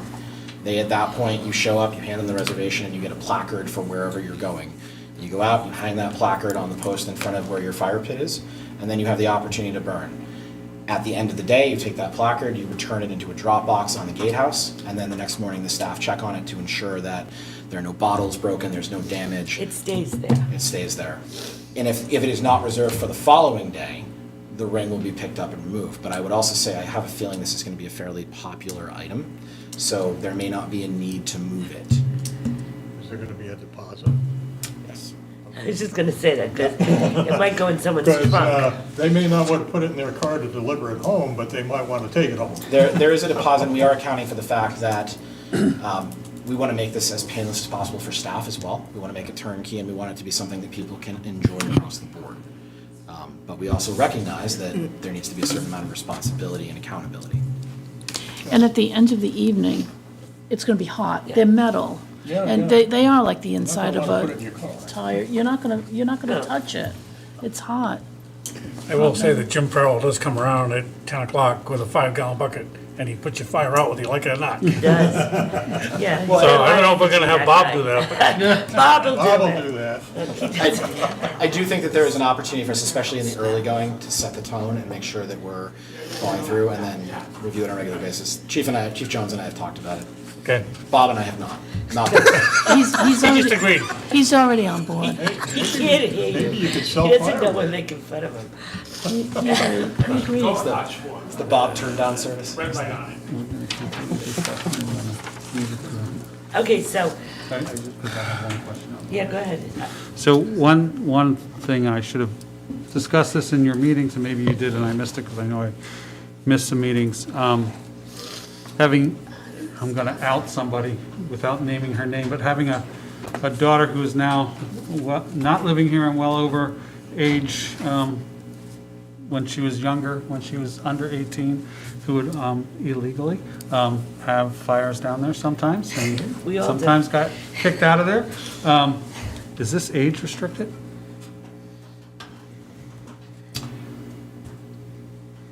Little Compton, teenagers can't just go get it, though. We have not initially I don't know. included an age restriction into it. I don't think there's any opposition to saying you need to be 18 or older to do so. Or if you wanted to limit, say, have a valid driver's license, Rhode Island driver.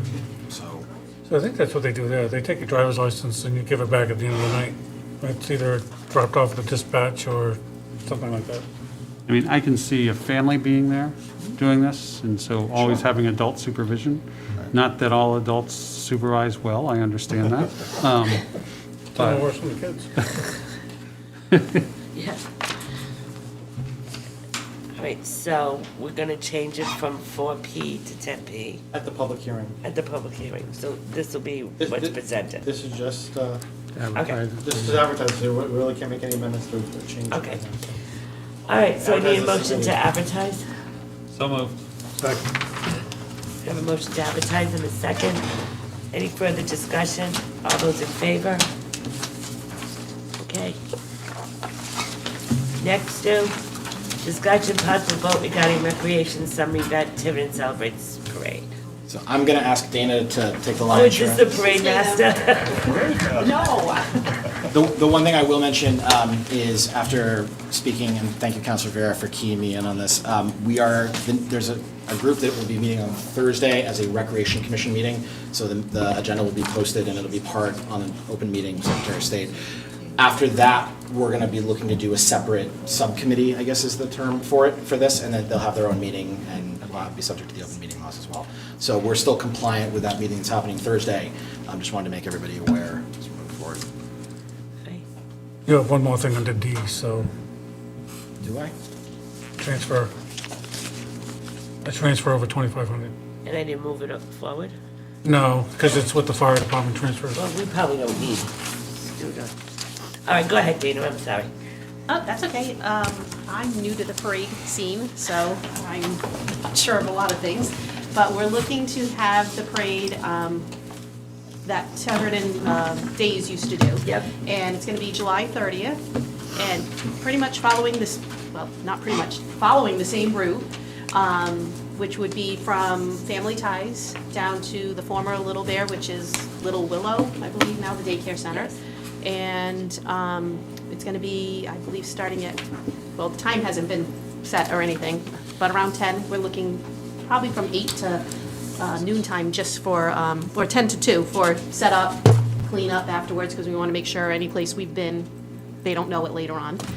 And back up, coming on to Judson Street, talking to Holy Ghost about having staging there. That's where it usually is. Yeah, and I don't know, what else? What else do you need to know? Nothing much. No, but staging Holy Ghost and, The back parking lot? Yeah, it was like. no, the what's parking- the, it used to be the Ponta, what's it called? Atlantic Oh, the Club. Atlantic Club. Yep. We didn't Because stage there, did we? we did, and we staged into Pecasset to that street, Shove Street. Oh, you're right. Like, I As, looked at as the parade got bigger, yes. I looked at what Kelly had, because Kelly was great. She sent me a ton of emails and everything. It looked like it was at the corner where the CS&M is, and then down where Holy Ghost is, and then there was something right on the corner. It didn't look like it went even to the VFW, honestly, but there was something right at that corner, and then back in the parking lot behind. You had Pecasset. Pecasset, there was a lot going on back there. Yeah. Yeah. So that's what, just going off of her old information that she provided to us. You know what, I'm saying it was the VFW. It was the VFW, It right, was the Deb? It wasn't all the way yes. down. That's what it was. Yeah, it was the VFW. So we would, of course, we've already put in to talk to, Bill spoke to Holy Ghost for us. I spoke to them as well. If we need to, we will definitely check with VFW. We have a girl that wants to volunteer. She said she knows somebody there and she'll talk to them for us. And we'll, trying to get a list of all the businesses. I reached out to the Department of Economic Development and sent them an email asking for businesses in the town. help And you. then we want to make sure, some of the things that have gone, I guess, on the past is some of the resident businesses weren't aware. So we want to make sure every business on that route is aware that this is going to be happening. We plan to go in personally and give them a flyer of when it is, well in advance of the parade. And they can participate if they Yeah, want they can, to. absolutely. Everybody, we want anybody and everybody to be a part of it. Because it's not just us, And- it's the town, it's for the town. So Are you gonna get the schools involved too, because they We all want- had we wanna floats get and the everything schools, else that We was want to going get on. some reenactors, hopefully. We want to get some marching bands. Right. First call is to Tiverton first, and then we're going to reach out to some other communities. Maybe their marching band will want to do I it think as we well. had Miss Fall River there one year, didn't we, Sally? I know, she was in a car waving to us. Yeah, because I did help with this and years ago. That's the history. I don't know Oh, yeah, anything we about had stuff. like Miss Fall. Well, we She'll help you had right a out. Miss Forever. I don't know about Mr. Forever. There probably wasn't one at the time. He's in jail. We're going to have a We didn't have a couple of Miss. grand marshals. We're gonna have grand marshals, yeah. So I would assume that they spoke to the chiefs Yep. preliminarily. Well- Yes. And Well, through the police Yeah. department, it's Sergeant Leduc. We've been The dealing with chiefs will him. be with this. Yep, They've and always been then, really helpful. I did reach out to the fire chief and Craig, acting chief Comito. He was going to try to attend some of our meetings to work out the logistics with them as well. And hopefully, get the fire trucks in the parade and Yep, they always did. Yeah, the ladder truck, maybe you can get it. Registering it tomorrow. Oh, there you go, All get the right. ladder truck. And of course, all the town councilors, and solicitor, and town clerk, and And town make sure administrator, we, you're all welcome to be in the parade. and make sure we invite the reps and the senators and all those, because they get upset if they don't get invited. So- And usually the Republican and Democratic town committees have participated as well. Sounds good. Like I said, this is all new to me, so any suggestions, I'm open to them all, or not even suggestions, it's just things that we should cover. I'm happy to know them. So what do you need from us today? Just approval to move forward? Right, to with the date of July 30th. Do I have a motion? Second. Motion been made and second. Any further discussion? All those in favor? Good luck with that. Thank you very much, I appreciate it. Make sure you don't wear the clip during the. What's in that bottle? Water, I promise, it's water. So this is one of the things, if there was any expenses, we were gonna use the town plan. Yeah, and they're gonna do the, well, we're not talking about that yet, but they're doing the fireworks. All right. So next was Donna. Discussion and possible vote to consider allocating ARPA money to buy historic site markers to promote awareness of the town's historic areas. I'm sorry, Donna, I got so stuffed up all of a sudden. Go ahead, Donna. Are you okay? All right. Yeah, as the liaison for the Tiverton Historic Preservation Advisory Committee, Chair Susan Anderson contacted me regarding the use of, it should have been ARPA, but. Yeah. But That's why it's not. We'll give her all the that's public a- records she needs. I know, I'm like, wait a minute. For the historic site markers and promoting Tiverton's history as a Preserve America community. Attached is a letter. They had asked for a grant a long time ago, trying all these years to get the site markers, which I think would add a lot to Tiverton. Also, a letter from Susan, which I attached, and the markers actually are more expensive because everything's gone up. So we need some quotes, that's about it. Yeah. Yeah, and Susan, you can get us. she quotes? did. Well, what I have right here is for 8 to 9 historic site markers, she wants a certain kind so that they basically never have to do anything to them again. Calculated estimate is about $1,600 per sign. And I had asked her, I said, geesh, what are these made of, you know? And I mean, I looked online, and she says, actually, this is what they use in Newport so that they don't have to be constantly at them and they last forever. So it really ends up saving time, So it'd be about money. $12,000. Yeah. Well, So $15,000. it comes out to $15,000, and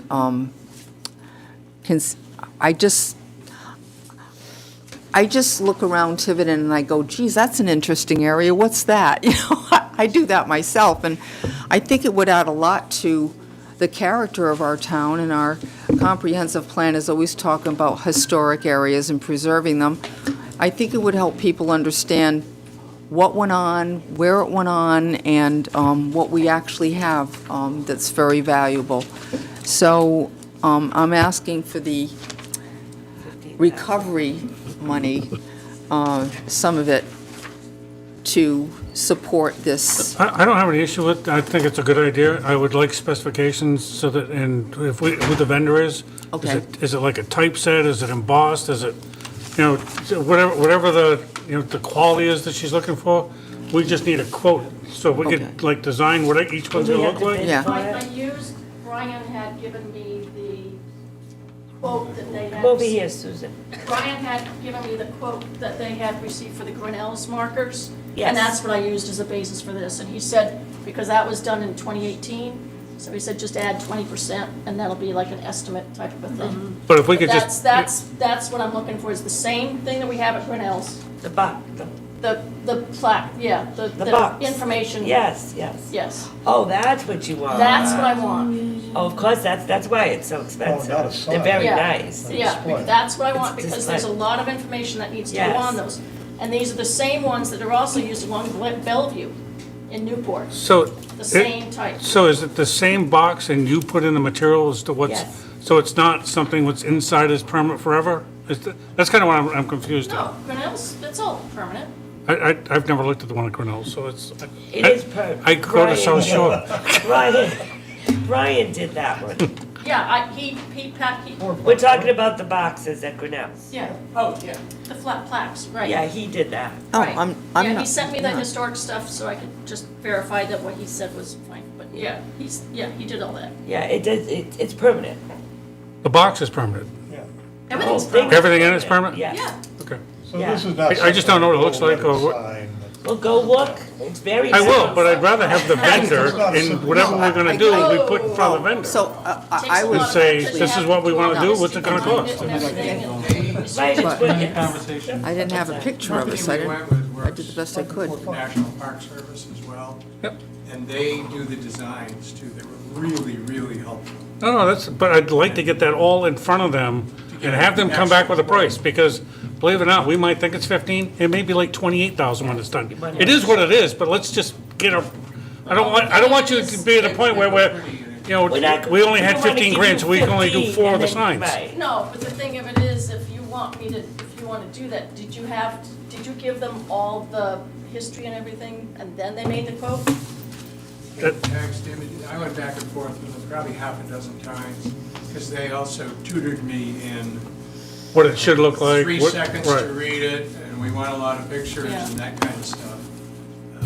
And for all the sites, I haven't done the history of it. But- I mean, I but- just know what I want to do. But you some had of the it I have. quote before, like, you knew what this was gonna cost before you gave them all that information, no?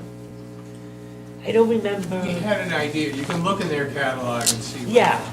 So that's kind of what But this is what If- they had. if you meet with them, kind of give them what you're thinking, and they'll give you some sort of a quote to work with and come back. And that way we'll Yeah, know. except if I give them what I'm thinking, then I have to do all the history and everything, right? Well, how do we No, know? I think, the way we did it was, we wanted, 2 signs, this size, this kind of a stand. Yeah, we just need the money. And we want you to help design it. Okay. And That they was all. came back with a With number, this. at least a tentative number, and then we went into the process. Right, because believe it, things are so much more expensive and changing. Materials and It is what it is, but I'd rather you have a comfort level that you're gonna get what you want. Yeah, And we didn't box you into like 15 grand and you can only do 4 signs instead of 9. yeah. So I'd rather you, Well, it can't be 4 because I have like 7 sites. I'm not disagreeing, but I don't want to limit you to something that Right. now you can't do what you want to do. Right. So if you meet with them, sit down with them, go through it, tell them, we'll earmark the Ryan money. could help you, because he did it. Yeah, But then they'll have a better handle on exactly what they're gonna give up for this. right. And it's a viable project. I think it's a good thing. So that's part of it, and the other part is for the Osborne Bennett Historic District does not have National Register District. You're entering the National Register District on either end. We have Tiverton Four Corners has that. Yeah. The Osborne Bennett District does not. So those 2 signs, I got a quote from the sign shop, $500 for the 2 signs for entering. But they have to be placed on, that includes the posts, that includes the signs and the posts, but they have to be put on Main Road by the DPW. It's Main Road, they have to get permission from the state. It's a lot more than most people think. There's, Okay, but There's- that's where they're going. Right, because but- on either end of the Osborne Bennett District. And that's $500, so that's a different thing. Susan, excuse my ignorance, where is that section? Okay, it is, and you're going north on Main Road, and you just pass 24, right there is the start of the Osborne Bennett District. Oh, okay. It's the, Where it's the Carol 3 Herman's- houses, it's the Yeah, 3 okay. houses on the east side, Yeah. plus the 18.5 acres that is Goes up around the behind it. last house that abuts 24, all the way to Vidy. And then the house across the street from the very last house. That's, so it would be like the end of the stone wall of Going to the the boathouse? eastmost, the northern part of the eastmost house. You know what I'm saying? Yeah, I got it. It's the end of that stone wall. That would be the boundary from there to 24. Okay, yeah, I didn't know that had a name. Oh, yeah, that's the Osborne Bennett National Register. So we'll need to get permission from RIDOT to put those signs in. We'll do that, that's going to the State Traffic Commission. And I'm sure that's not an issue, but we just have to go through a process. Right. I was just letting you know where it was. No. But yeah, that's a separate $500 for the sign shop, but this. And that's two signs, or, That's two signs, yeah, one on each end. so 500 each, or just 500? He told me 500 for both. So it'd be like the four corner sign, It's, entering, that one is a swinging sign and it's on a post. Yeah. This one would just be just a post, With a a sign on a solid, post. okay. It's a small, it would be a smaller sign, it's about 18 by 24, I think he said, Yeah. something like this. So I don't need a big sign like that one, which I definitely don't want it swinging because we have a lot of wind. yeah. That wouldn't last long. No. Yeah. All right. Okay, so we don't need any kind of a vote, it's just Susan's gonna come back Yeah, with it. come back with a more formal. With some idea of And I'll what. get with Brian to Yeah, figure Brian did a out really good how job we with went those. Okay, yep. to these people to get the Yeah. quote. That's fine. Those are really nice, so. No, they're very, I think it's viable. Well, it's, I keep getting calls from people, what is this, like Yeah. you said, because I want to put one at the gut, because there's so much history right there at Yeah. the gut. And I can include Bridgeport at the same time, because it's in that That's same perfect. area. All right, thank you. Thanks. Councilor Cook, discussion possible vote on resolution, I'm going back now to B. Discussion possible vote on resolution in opposition of S 2244 and H 7198. Excuse me for a few minutes, go ahead. Go ahead, Donna. You're the barrel. 8B, Donna, 8B, which I have to find. My Get out of the fog. I'm my like, packet got out of order. sorry. I was looking at something else. What else? There it is. 8B, the arbitration. Yes. Yes, the resolution of the Town of Tiverton in opposition to Rhode Island Senate Bill S. 2244 and House Bill 7198 Municipal Employees Arbitration, which is something that would happen without them being elected and would impact we're just going to talk about our town as a mandatory increase without really our say when it comes to contracts.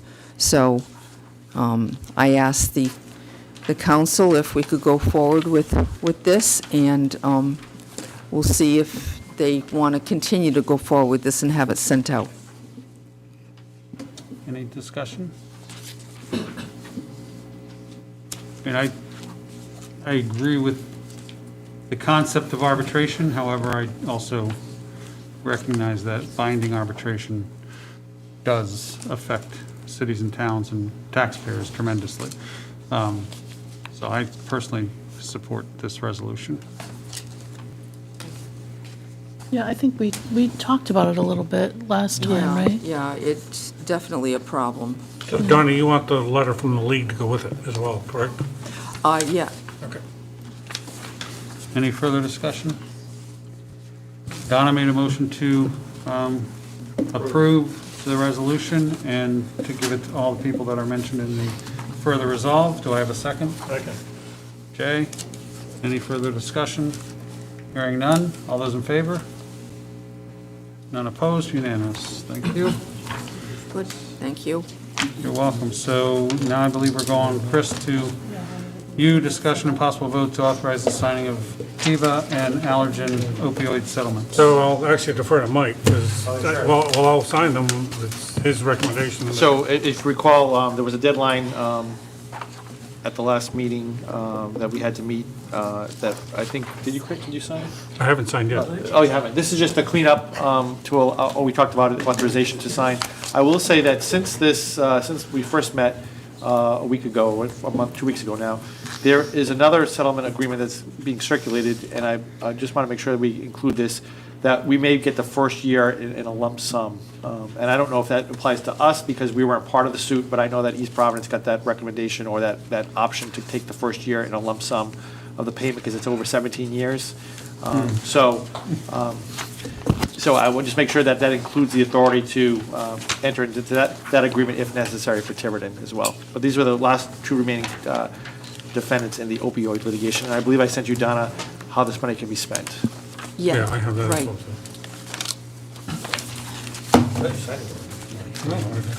Do we need? We still Need a don't. motion to authorize the town administrator to sign.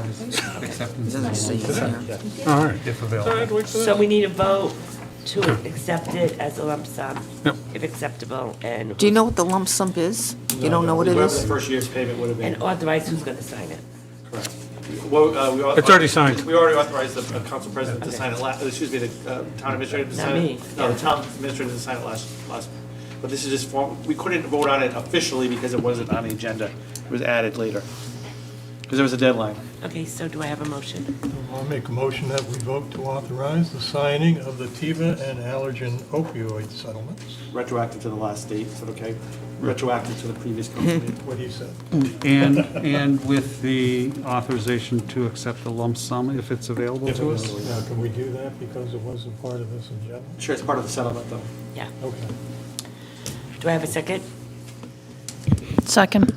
Motion's been made and second. Any further discussion? I'm not signing it anymore. All those in favor?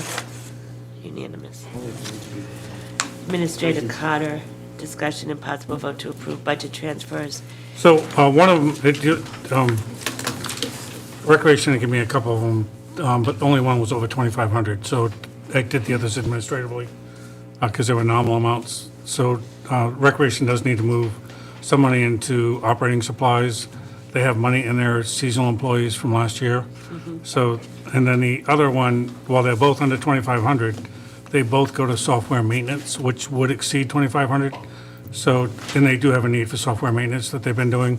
So they're taken out of the firefighter training and the state mandated EMT trainings because they do have some monies in those accounts because of vacancies. Okay. So I'd like to entertain a motion for these transfers. Moved. Do I have a second? I'll second. Motion been made and second. Any further discussion? All those in favor? Council DiMadeira's discussion possible vote on potential budget resolution.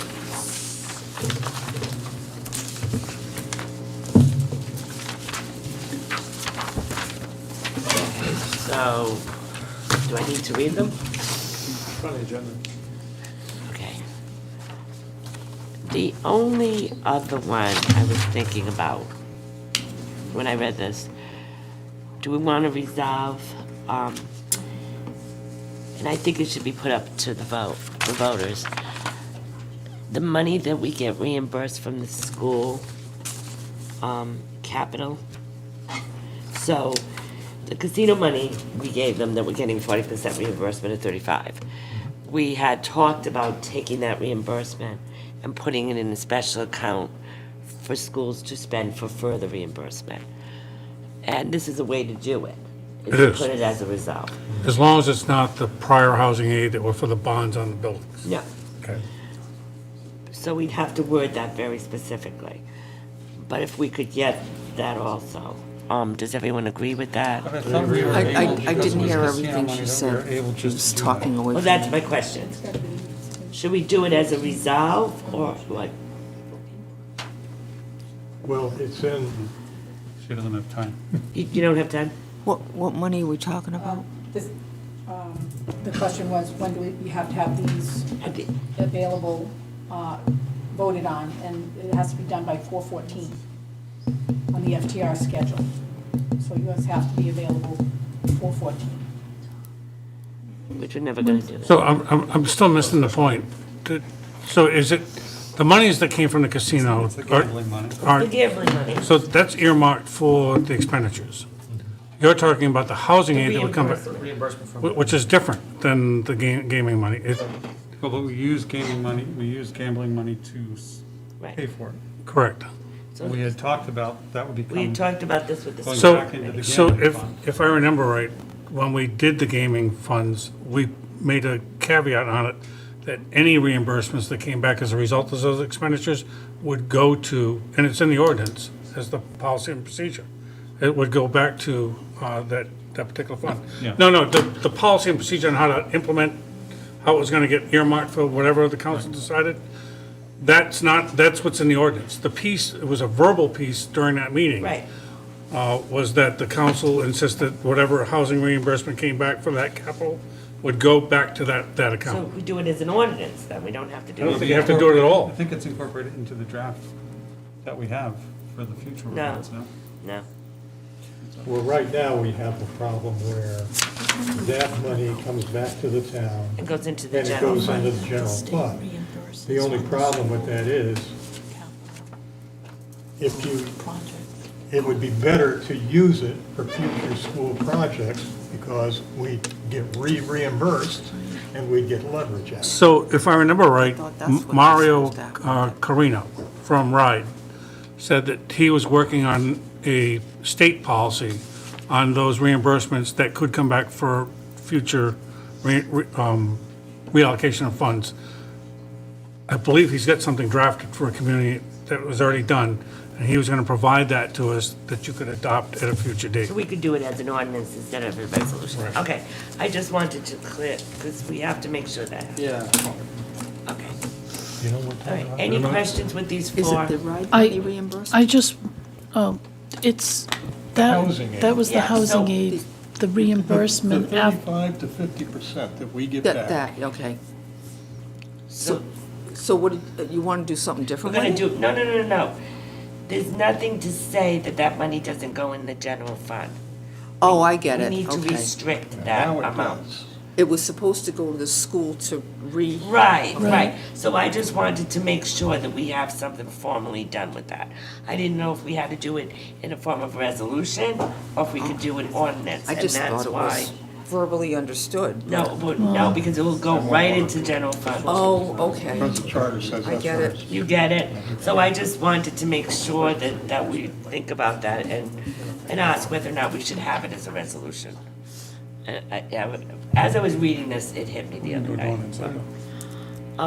Okay, so do we agree on all of these? I do, but I did have a question.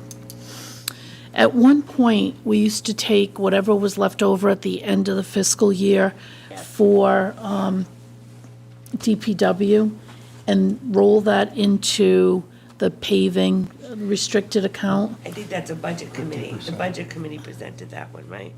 I think they did. The budget committee They wrote did?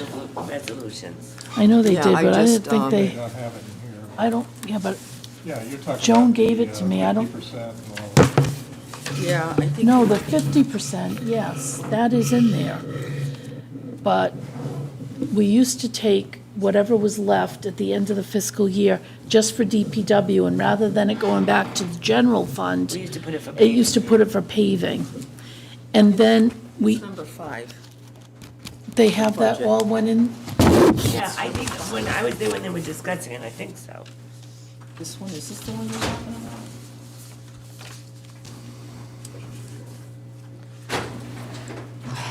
no, Oh, here you go. No. Number 3.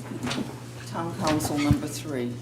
no, because that's just taking, That's for paving and drainage, 25%. So you're talking about all I'm other talking all, DPW all expenses. DPW. that. At one point, we did all of DPW leftover rolled into Oh, paving. there's snow plowing, contract snow plowing. Yeah, I don't remember that though. It must, we don't do it every year. It was one year when I was on the budget committee. I'm It not was sure the year when. before COVID, because it was. Oh, it was a long time ago, and I'm not sure.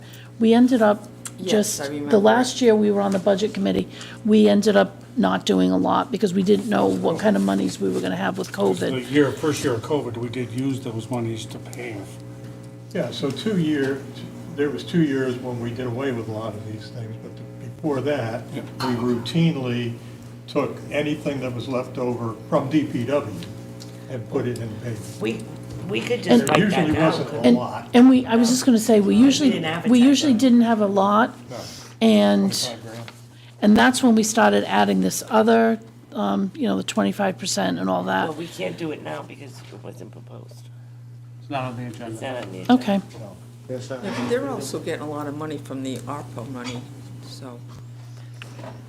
The town wants about, yeah. for next year, I right, for saw next year's his budget. 25%. Sure.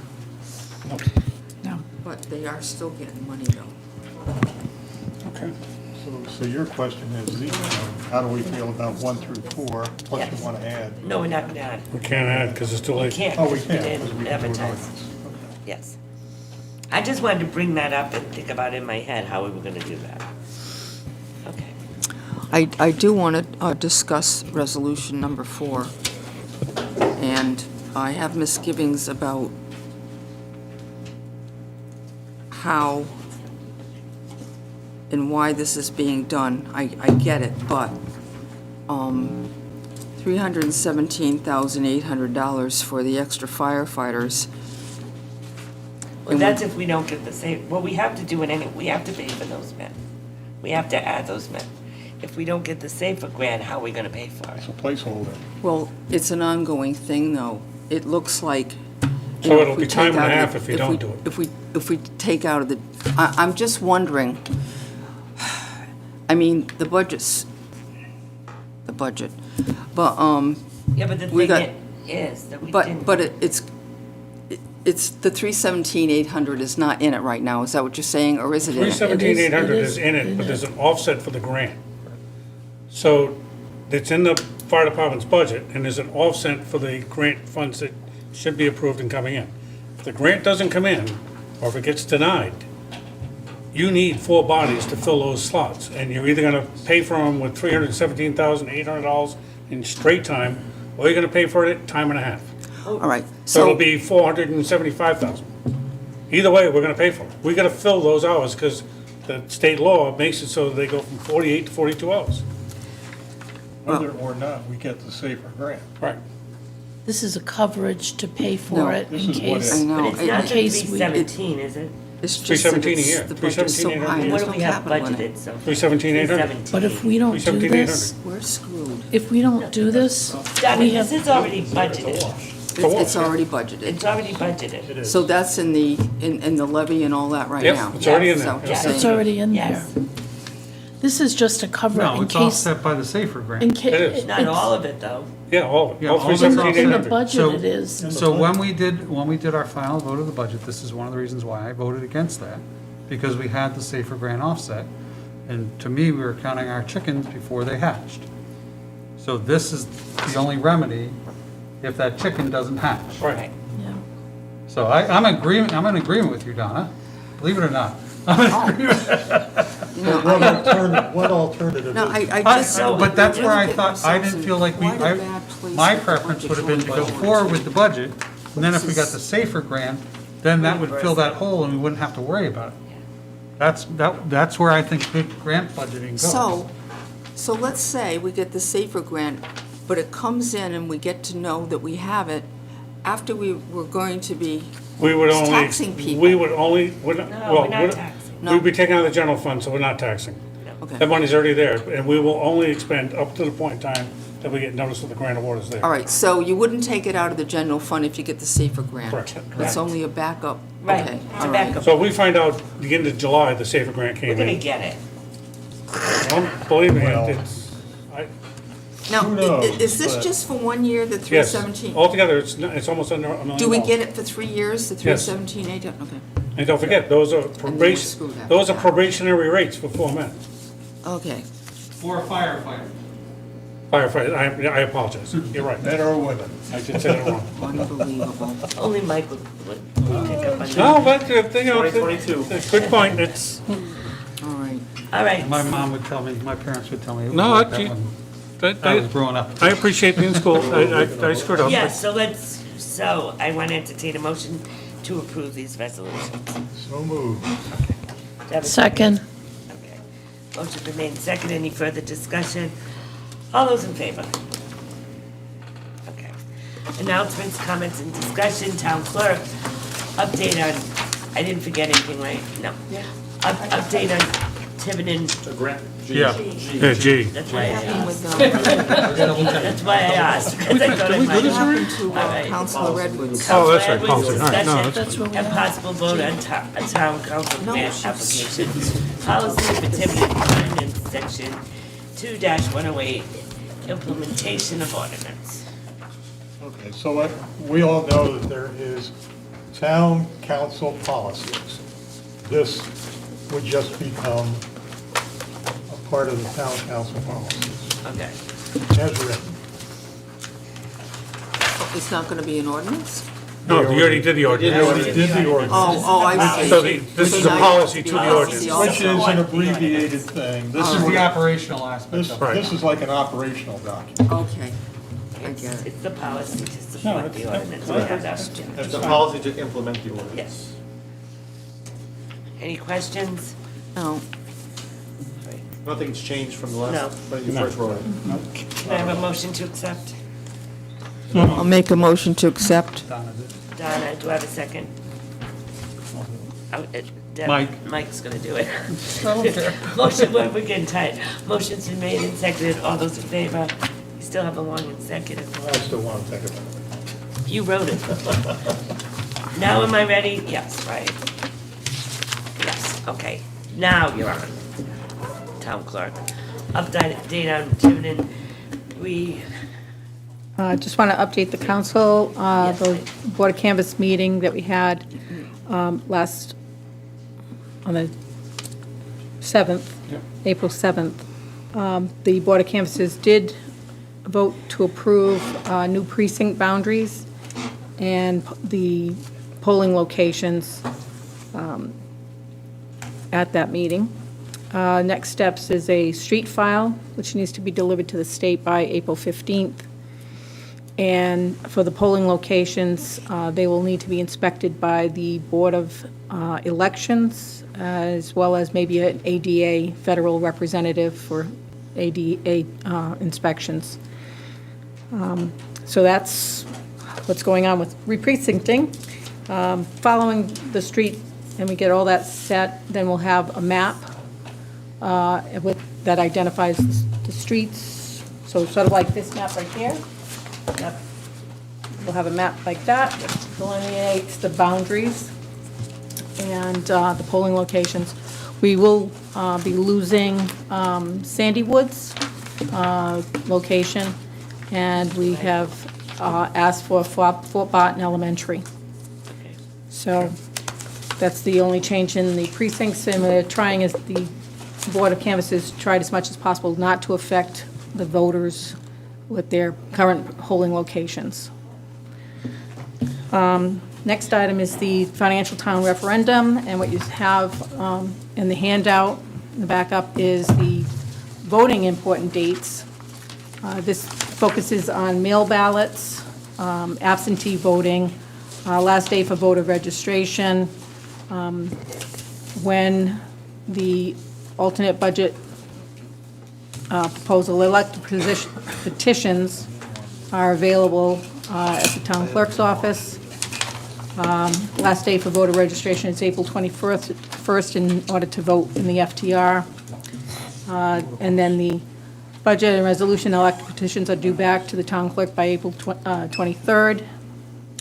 By noon on the 23rd. By noon on the 23rd. No later than noon. Correct. Same thing with the petitions. It's by noon on Saturday, April 16th. This just gives an idea of what the Board of Canvassers go through with certification of the petitions, certification of the ballot wording, and a lottery if there's a petition. Final canvass is on April 29th at 4 p.m. Financial town hearing will be at the Tiverton High School auditorium on May 5th. Emergency ballot applications are also available May 9th through May 20th. We will have absentee voting here at the town hall on May 19th and May 20th from 7 a.m. to 8 p.m. And then the Saturday is May 21st is the financial town referendum, and if there's a runoff needed, that's June 4th. And then just wanted to give you a reminder about ethics training. If you haven't had it, you can go online. I can provide the information if you want, and also your ethics. It's due soon, isn't it? April 30th? April 29th. I have it on my desk. The ethics training or the report? The report. The report's The due report. April 29th. your It ethics can be done filing is online. due. It's very easy to do online. Yeah, I've done it. If you've done it Can you send online me the last, link? before. It's all there. Then it's all there. Oh, I've All done you- that. I've done the report. Yeah, it's just I basically. didn't need to do the training. That's the one we did live, I mean, like on Zoom last Yeah. year.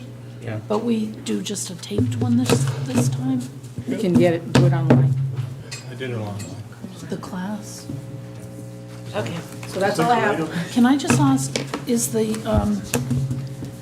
Thursday, the May 19th and the May 20th, it's absentee voting or early voting? It's actually early voting. It's actually on the state law as emergency ballot voting. But people call it absentee voting, they call it early voting, so it's the same thing. But anyone can come in, you don't have to do the whole absentee application? No.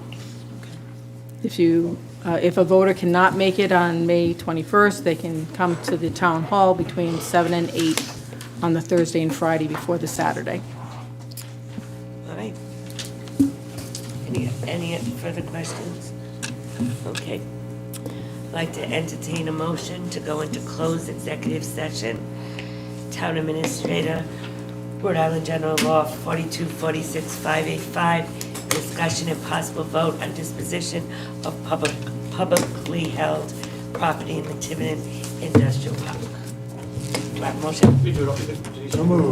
I can do it, you want me to do a motion? B, Council President, Town Administrator, Rhode Island General Law 42465A2, collective bargaining update on IAFF Local 1703, negotiations and arbitration. Town Solicitor, Rhode Island General Law 42-465A2, Town of Tiverton v. Raymond Johnson, NC 2009-663, Town of Tiverton versus Comico Holdings LLC and Raymond Johnson, NC 2017-384, Comico Holdings LLC and Raymond Johnson, v. the Zoning Board of Review, PC 2018-5254, update and status. D, Town Solicitor, Rhode Island General Law 4246582, appeal of Rosalind Ware, P.O. Box 98, Adamsville, Rhode Island, 02801, Four Corners Property, LLC, 28 East Road, Plot 706, Lot 111, from a decision and violation notice issued by the building official, zoning official, and affirmed by the zoning board of appeals at its April 6, 2022 potential litigation. Do I have a motion? So moved. And a second? All those in favor, Donna? No, this has to be a... Roll call. It's a roll call. Donna? Yes. Yes. Deb? Yes. Jay? Yes. I'm a yes. Mike? Yes. Yes. We're now in executive session. Did you second that motion to go into executive Yeah, session? there was a second. Bill did. Either J or I. These two made it simultaneously. Yeah, so I'm taking a 5-minute break.